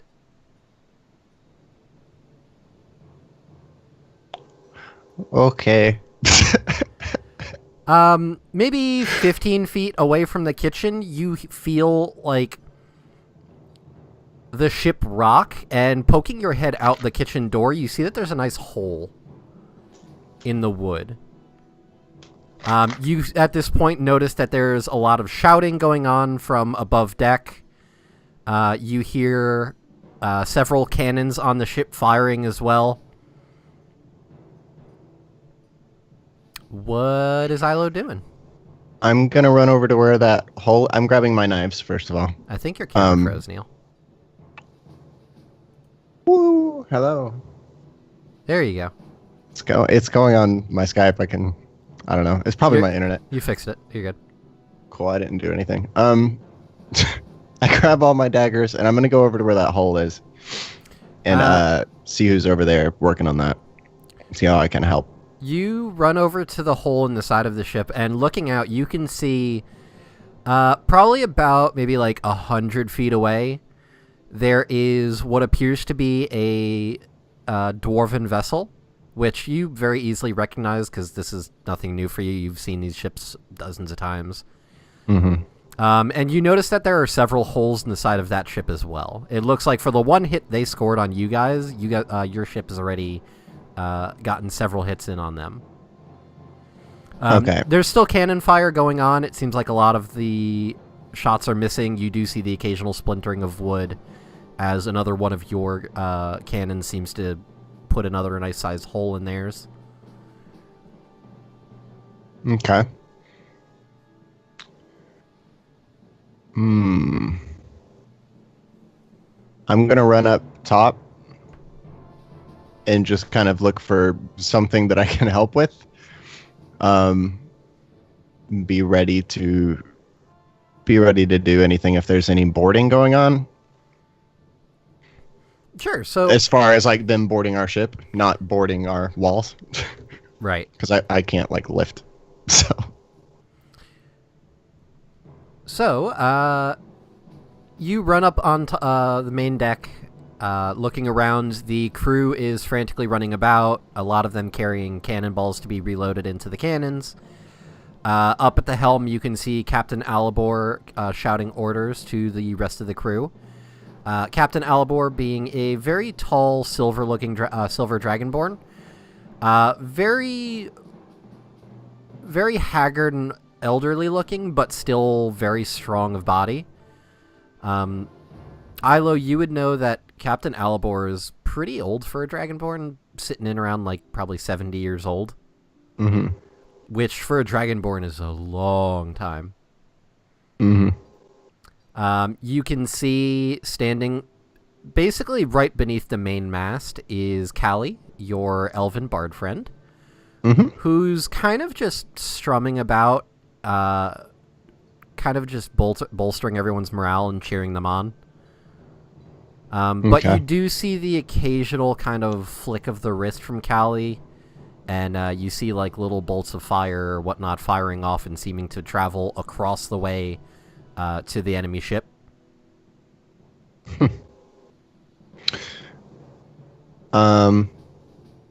Okay, I'm gonna. They don't Climb appear over. to be boarding. Okay, Seems like right now it's just a lot of exchange of cannons. I'm gonna rush up to Captain Alibor and basically like scamper up to his shoulder. He's shouting orders down to the rest of the crew, basically just telling them to continue to fire, aim for below the waterline. And he looks over at you and just gives like a grunt of acknowledgement and then goes back to shouting orders. Another minute or so of him shouting orders, and he turns back to you and says, "What are you doing up here?" I'm trying to help. It's a little far away for you to be helping now, isn't it? Well, what would you have me do? Keep cooking. I mean, holes in the ship and all. Go patch one of the holes then. Okay, I'll try. That's a good lad. And I'm gonna try to do that thing. Alright, so, what are you gonna do? How are you I'm gonna patching? go down to the holes and cast Unseen Servant Alright. and tell it to try to basically patch the holes or help me at least. Alright, what would be a good role for that sort of thing? Hmm.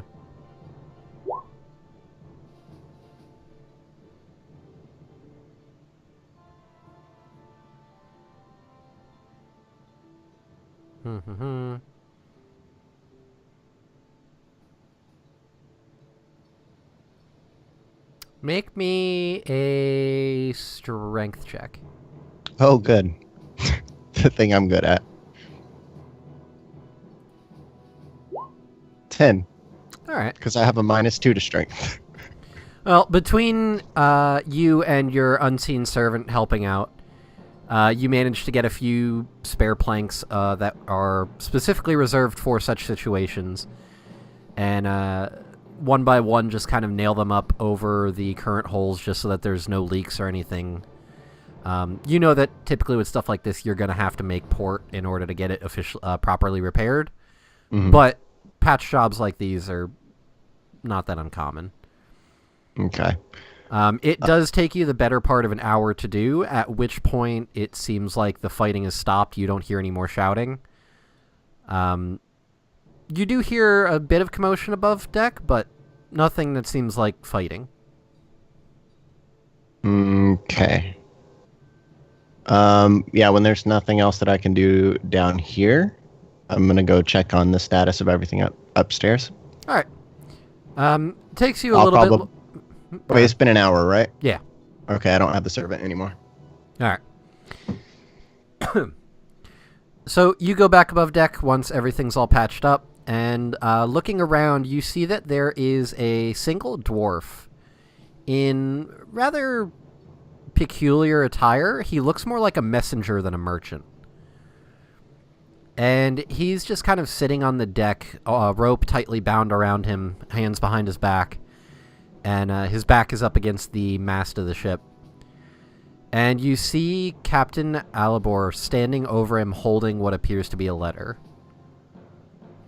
And as you're walking up, you hear the messenger just kind of very frantically saying, "You're gonna let me go, right? That I'm the messenger. That I was told to deliver it to Captain Alibor. That I think that's you, right? That you're gonna let me go, right?"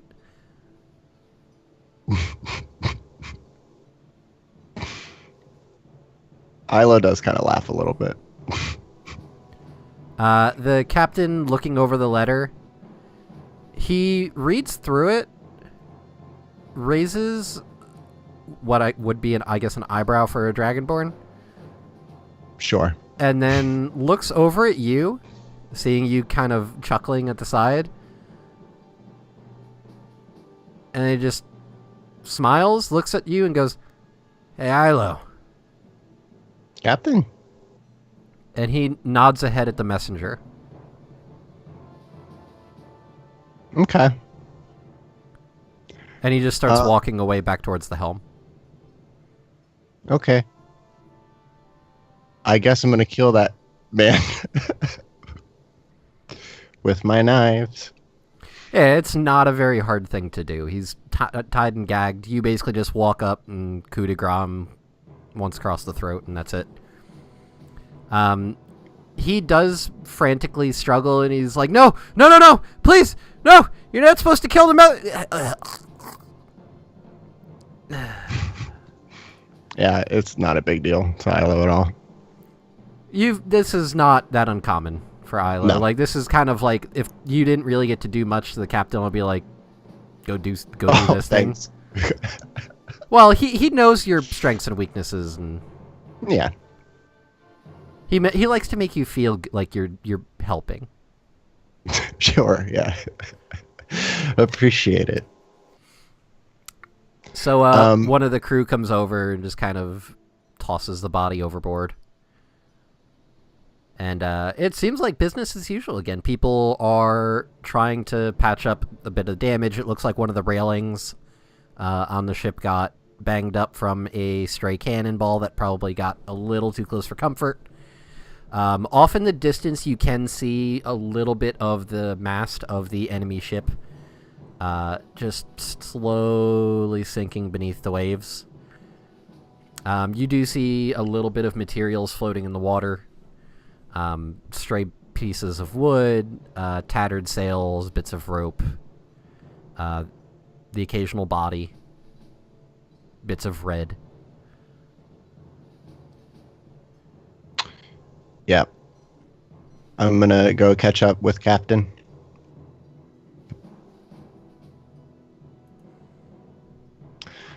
Captain? What? We were not expecting that one, were we? We were. They just got here sooner than I thought. Oh. Okay. He glances at the letter in his hand and then looks back at you. They had a letter for you?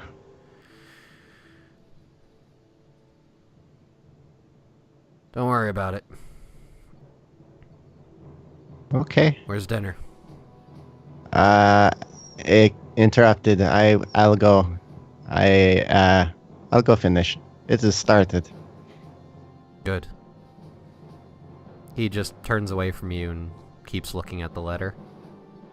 Yeah, I run along and go back down, cast another unseen servant to help with the, Make a insight check before that. Okay. 4. Okay, never mind. As you were. Yep. Unseen servant. We're making what sounds like a stew, seeing as how it's potatoes and carrots and meat. Yep. So I'll do a stew. And I'll use the whatever it is, the God, I've never played a spellcaster that does any of these things. Yeah, you know the thing. I'll do it to where I don't have to use the spell slot on it. It takes like 10 minutes to cast or something. A ritual? Yeah. For the unseen servant? Mm-hmm. Okay. It's still going to save me time and cooking, but I'll cast using the... Alright. Yeah, it's a pretty simple one for you to do. You picked it up fairly easy from Callie. Yeah. And I'll get everything set up to the best of my abilities and go check on Ruben, I guess. I probably won't wake him, but like look in to see if he's okay. Yeah, on the way down back towards the kitchen, you see him still laying on his hammock. Like, he has not been disturbed at all by this. Wow. Okay. Make me a intelligence check, and then make me a dexterity check. Both with proficiency, technically speaking. With proficiency, that's a 17 intelligence, and then the dex check is a 14. Okay.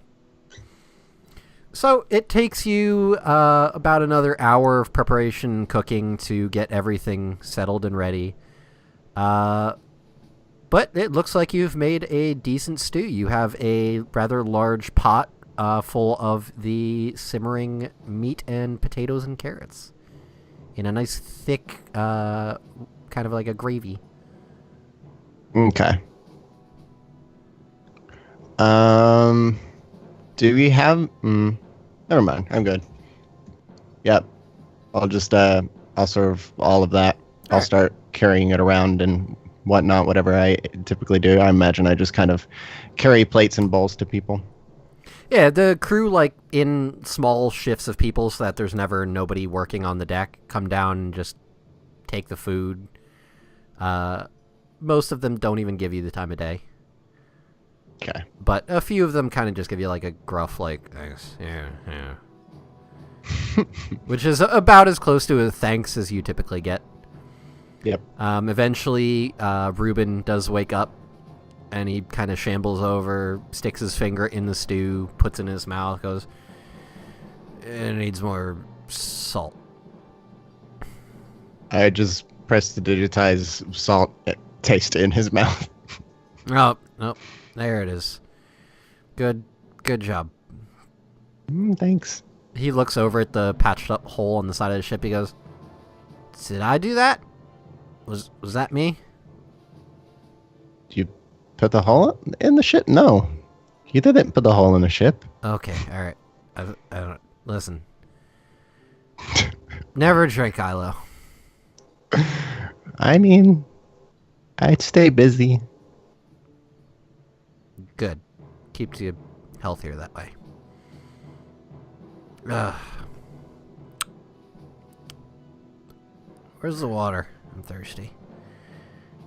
I'll run and grab him water. Grabbing the water. I just realized that the combat music's still playing. Still going. Stat. Just sips his water to the crazy combat music. Yep. This is very intense water. He just kind of takes the water and goes and sits back down, takes grabs a bowl of the stew as well, and just starts digging into that. Yeah, I probably would have added some actual salt to the rest of the stew. All right. Make a sleight of hand. Okay. Okay. 18. All right, yeah, Ruben does not even notice. He just kind of is like, Wonderful. all right, yeah, that's fine. This is good. Tastes good. Thumbs up. Yeah, I'll start cleaning up and doing whatever else I do before the end of the day.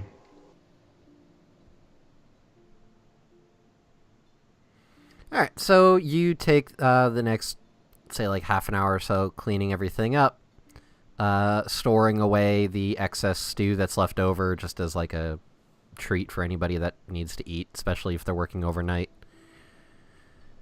And night descends upon you. The ship is slowly making its way southwest, which... Make a survival check. 12. Wow, none of these things I'm anywhere close to proficient with. Well, it's just for me to see how much you recognize and whatnot. Oh, no. As you go above deck at the end of your work shift, looking about at where you're currently positioned, even you, who's not really much of a navigator, you do recognize that as opposed to heading south towards Rumrunner Isle, where you would normally go for repairs, the ship seems to be heading southwest, which is between Rumrunner Isle and the Dwarven Kingdom. You see the steering wheel is locked in place. There doesn't appear to be anybody standing at it right now. Looking about, the crew, as sparse as they are right now, there's just a few people basically maintaining heading and whatnot. You do see that from the captain's quarters, there is light coming from inside, and you do hear some voices. Okay. Well, captain's quarters is pretty much like where I sleep. So I'm going to kind of wander on in there like it's not a big deal. So you walk in, and inside, standing around Captain Alibor's desk, you see Captain Alibor, you see Callie, and you see a few other crew that were kind of just... How do I explain it? They're fighters, but they're not sailors. Mm-hmm. Their main job is that they hang out on the ship, and then if there is boarding, they're the ones that usually go over. Mm-hmm. They're more mercenaries than anything. And as you walk in, Captain Alibor looks up, sees you, gives you a smile, turns to the mercenaries and does a nod, and they walk out behind you. So now it's just you, Callie, and Alibor. And he gestures towards your usual chair next to his. Yep, I'll go and climb up and sit down. Ilo, I'm glad you're here. I have something important for you. Okay. It's a little bit hard for me to explain. Callie, I'm tired of talking. Hang on.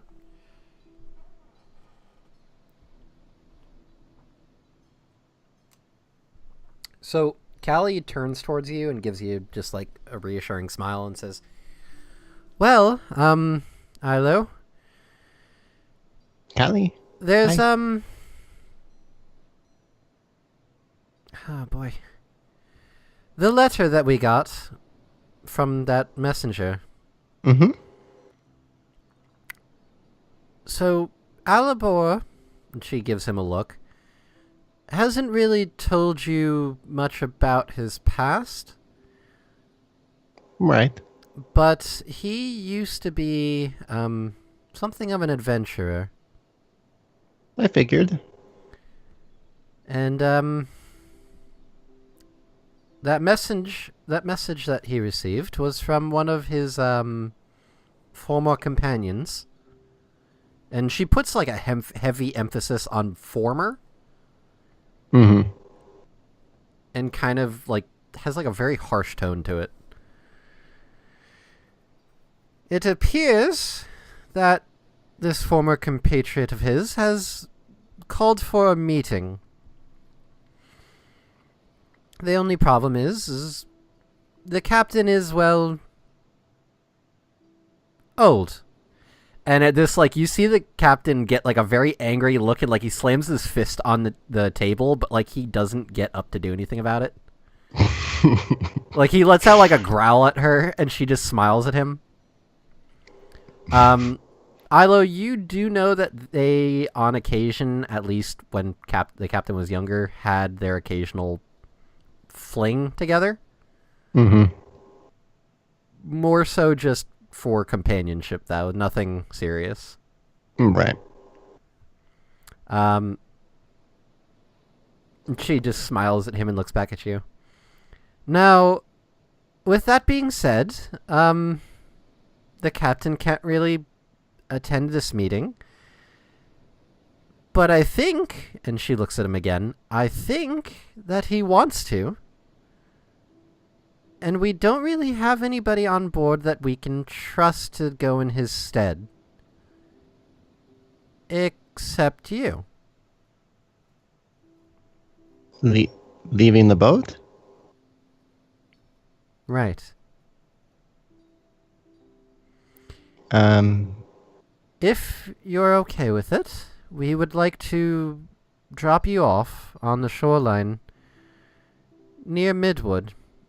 You would be traveling with this letter as a proof of your intent, being that one such as yourself is not commonly seen among the people of Midwood. Mm-hmm. And you would be traveling to Shayla's, where supposedly you'd be meeting up either with the captain's former compatriots or people associated with them. I'm not entirely sure, but... I've not done much on my own. I might get lost. That's why we have those gentlemen that we were just speaking with. We would be sending them along with you at least until Kellyan. We'd rather not have them enter into the town, but they can at least escort you through the woods. Okay. It's only about 3 days' journey. I'll do my best. Where will we meet again? I'm sure you'll find us. We're not sure how long this is going to take, and from what we understand, there are certain events transpiring that it seems you're going to end up having to help with. But I have complete faith in you, even if the captain doesn't. And she throws him a wink, and like you see him like gritting his teeth at her. I'll try my best. Promise. You better promise. It's very important, Ilo. Captain, I won't let you down. I'll try my best.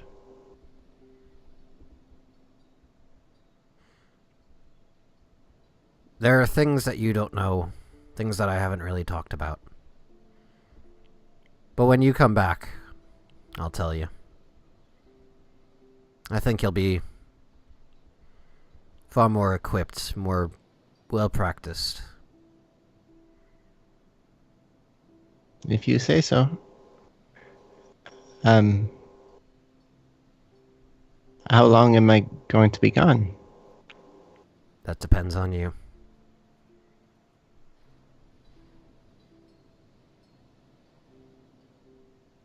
Okay. Well, Go get some rest. We should be there in the next day and a half. Okay. And with that, the captain and Callie go back to just talking with each other. It seems like they're mostly just discussing certain logistics of where they're going to go get the ship repaired, the costs of it, things like that.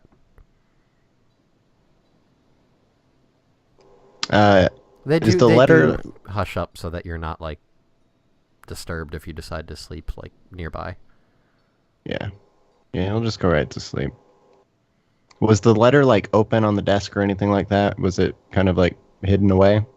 It was on the desk. It was folded up though. Okay. Cool. Yeah, I'll go to sleep and try not to be concerned, but he's pretty concerned. All right. The following morning comes around. You can already hear the crew going about their usual duties. The captain is no longer in the quarters with you. You can already hear him shouting orders from up above. What are you doing? I will wake up and go and talk to Callie, I guess. Is that letter on the desk still, or is it gone? It is gone. Okay. All right, yeah, I will go talk to Callie then. All right. So you walk out onto the main deck, and it's very easy to find Callie. She stands out like a sore thumb. Mm-hmm. She's basically just kind of pacing around the main deck, just watching over what everyone does. If anybody fucks up or just isn't cleaning things proper or getting the sails in order, then she kind of just like yells at them. If the captain hasn't already. Yeah. And then she's obviously providing emotional support for those who are doing well. So she's giving people a pat on the back, saying, "You're doing a great job," things like that. She has very extreme highs and lows. Yeah, he'll climb up, kind of not on her shoulder. She probably doesn't have like as easy to sit on shoulders. No, as she's Captain not. Alabar. She's not really climbable like Captain is. So he would dispense his weight and kind of just like sit, one leg on each side of her shoulders and like put his hands up on her head. So I guess I am going on an adventure now. Yes, it seems so. I'm rather excited to be able to tell the tales of Ilo the Brave. Maybe one day. As long as I'm not telling tales of Ilo the Dead. I hope not. She looks up at you and throws you a wink. I mean, I have learned from the best, I guess. Not really to do land stuff, but... if you think we're the best, then oh boy, you are. Well, you're right. still here. No, you're right. How many? You're right. We're the best. Yeah. She slaps one sailor that was fucking up with the rope, trying to tie a knot. Do it better. Come on. We're never going to get there in time. And she looks back up to you. Are you nervous?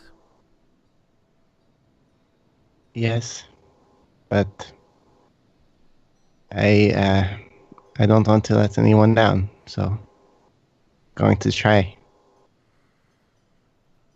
Well, just do what you do best. Cook? You're not sending me to cook, are you? I mean, I'm sure whoever it is you're traveling with will probably desire some decent food. You might have to get the food yourself, though. Yeah, you guys might have to work a little harder for food, huh? Oh, we'll manage, I'm sure. We're getting by before you. Barely. She rolls her eyes.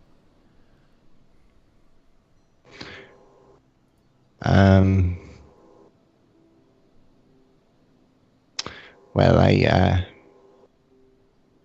should get to work. Yes, of course. Go about your work as usual. You, say, where's my breakfast? And she looks at you. I got to sleep in, apparently. I'm awake now. I'll You go know what get that some. sounds like? That sounds like me not having my breakfast right now. Well, you're about to not have breakfast for a long time. Oh, is that so? And she, like, starts reaching up, like, trying to grab you. Make Breakfast a will... athletics or acrobatics. Okay, acrobatics for absolute certainty. 16.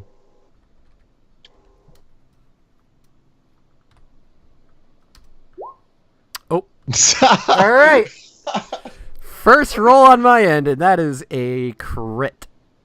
That says a lot about how this campaign's going to go. So, as fast as you are to try to dodge out of the way, she reaches up and grabs you and, like, pulls you under her arm in, like, a headlock, gives you a big noogie, and then, like, throws you off towards the towards below deck. Yeah, he gives like the fake scream. Just the kind of fun and games scream. And kind of rubs his head and rushes back down. Kind of runs away from her. So you rush down. You can see Ruben's already in the kitchen trying to prepare everyone's breakfast. It looks like he's already falling pretty far behind. And as soon as you walk in, he goes, what do you... Just help. Okay. Cast the servant. Just as a spell. Since it's a, Rush job. urgent thing, yeah. I'll use that in conjunction with Mage Hand to get shit done. All right. In this case, since you're just helping him, make 2 sleight of hands. Okay. 10 and 20, non-natural. Okay. Yeah, between you and the unseen servant helping out Ruben with preparing everyone's breakfast, it actually goes by a lot quicker than it would have normally. Within a matter of 45 minutes, you guys have sausage and several slices of bread, or loaves of bread, I should say, ready and prepared for everyone. Crew comes down, a lot of them not in a very happy mood. They're kind of hangry. Yeah. But they take the food and just kind of go off on their own. Callie comes down, throws you a wink, and make a perception check. Okay. 12. You notice that in her hand behind her back, she's holding a second loaf of bread. Looks like she just kind of slipped one when no one was looking. I roll my eyes at her.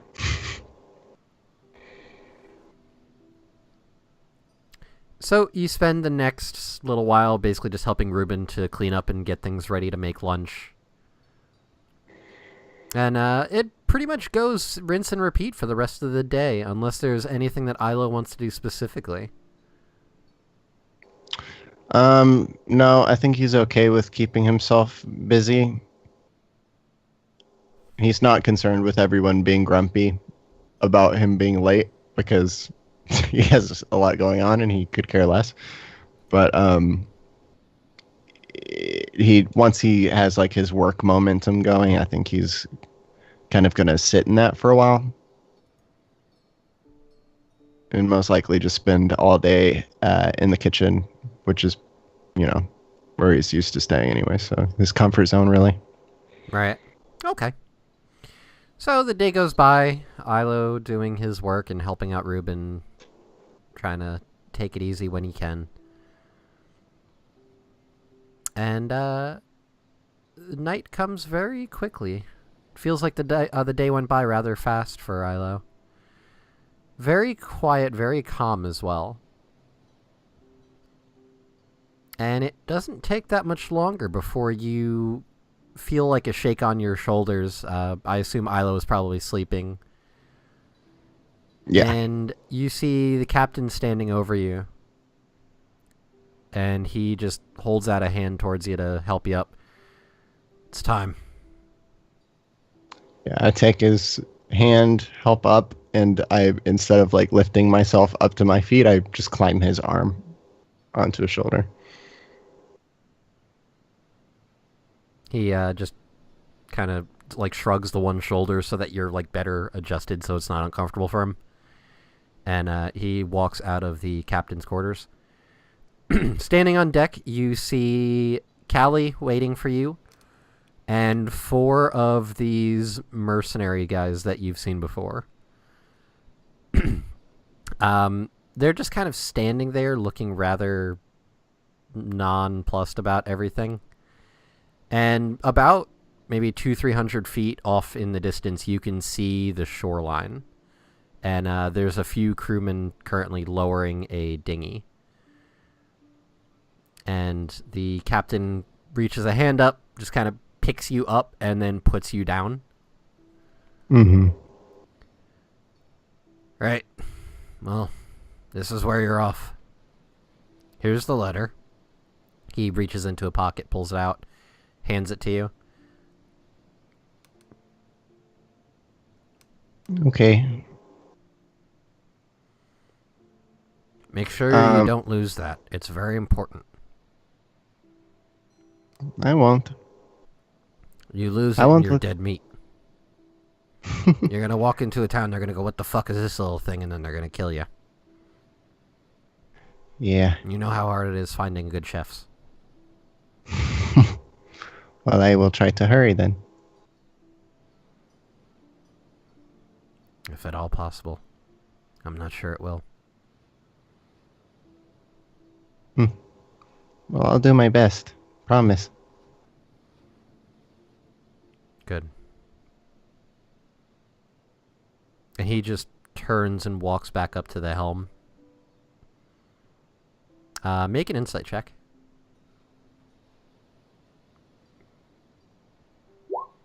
Oop. Well then, that's a natty. Yep. Even as he's walking away, you can see on, tracing down his face, you can see streaks of what looks like dried up tears. Mm-hmm.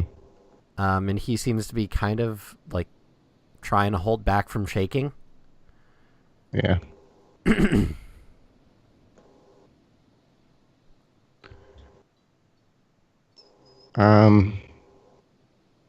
Well, I guess I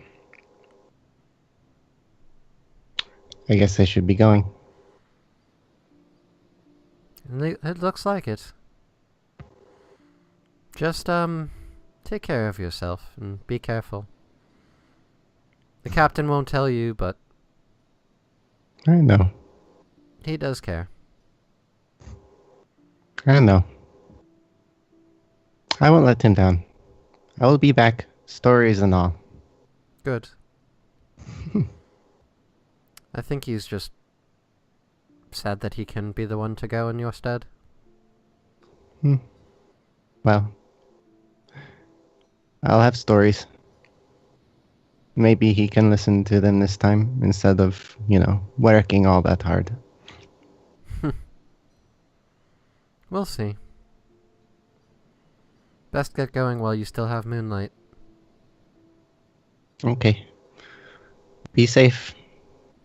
Tell Ruben I'll be back. He probably won't even notice the time. Of course. I don't think he'll even notice you're gone. You know. He'll be too busy in the bottle.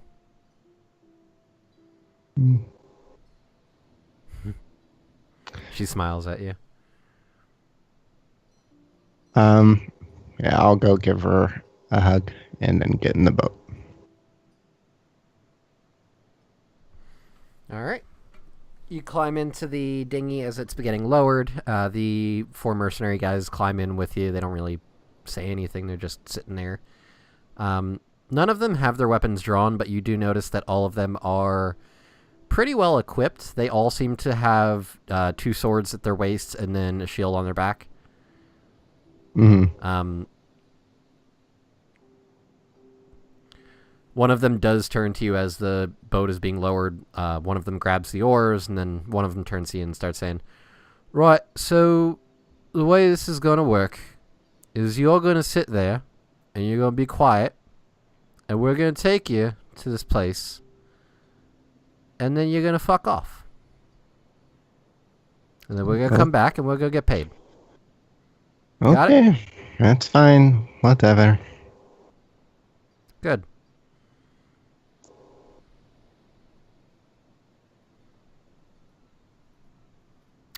So what are you doing while they're basically just rowing towards the shore? I will. I'm gonna take like a little bit of carrot and do a prestidigitization on it, and mage hand it back onto the ship and throw it at the captain, and have that just taste like whatever his favorite food is that Isla would totally know. We'll say it's probably like a very fine filet mignon. Yeah. So you watch it get chucked at him, and he like very deftly catches it out of the air. He's very spry for an old guy. And he looks at it, looks down at you as you guys are sailing away, smiles, pops in his mouth. He pats him on the shoulder with mage hand as he's like waving. He doesn't say anything. He just kind of looks at you and then nods. And you guys go sailing off towards the shoreline. And that is where we're going to end it for tonight. Okay. Right. Well, then, we ended a little bit sooner than I had expected, but like I said, with these sorts of build-up episodes, it's kind of hard to really time anything. Thank you to everybody in the chat for watching. It was a bit nerve-wracking, but very fun to first step in. I kind of screwed up a few small things, but I think that's just nerves.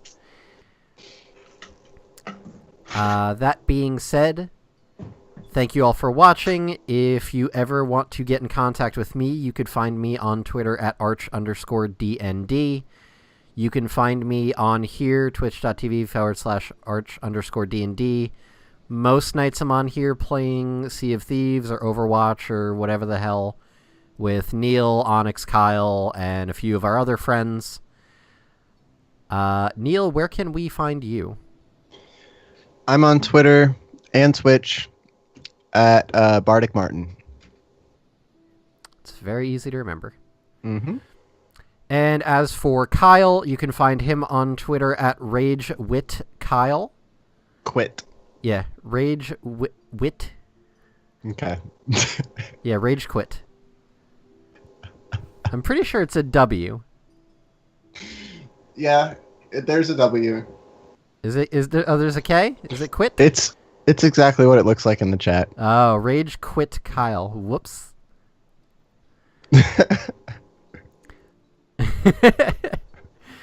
And Onyx you can find at OnyxQWE, though God knows he's never on his Twitter, so don't even worry about it. Right, well, we are done for the night.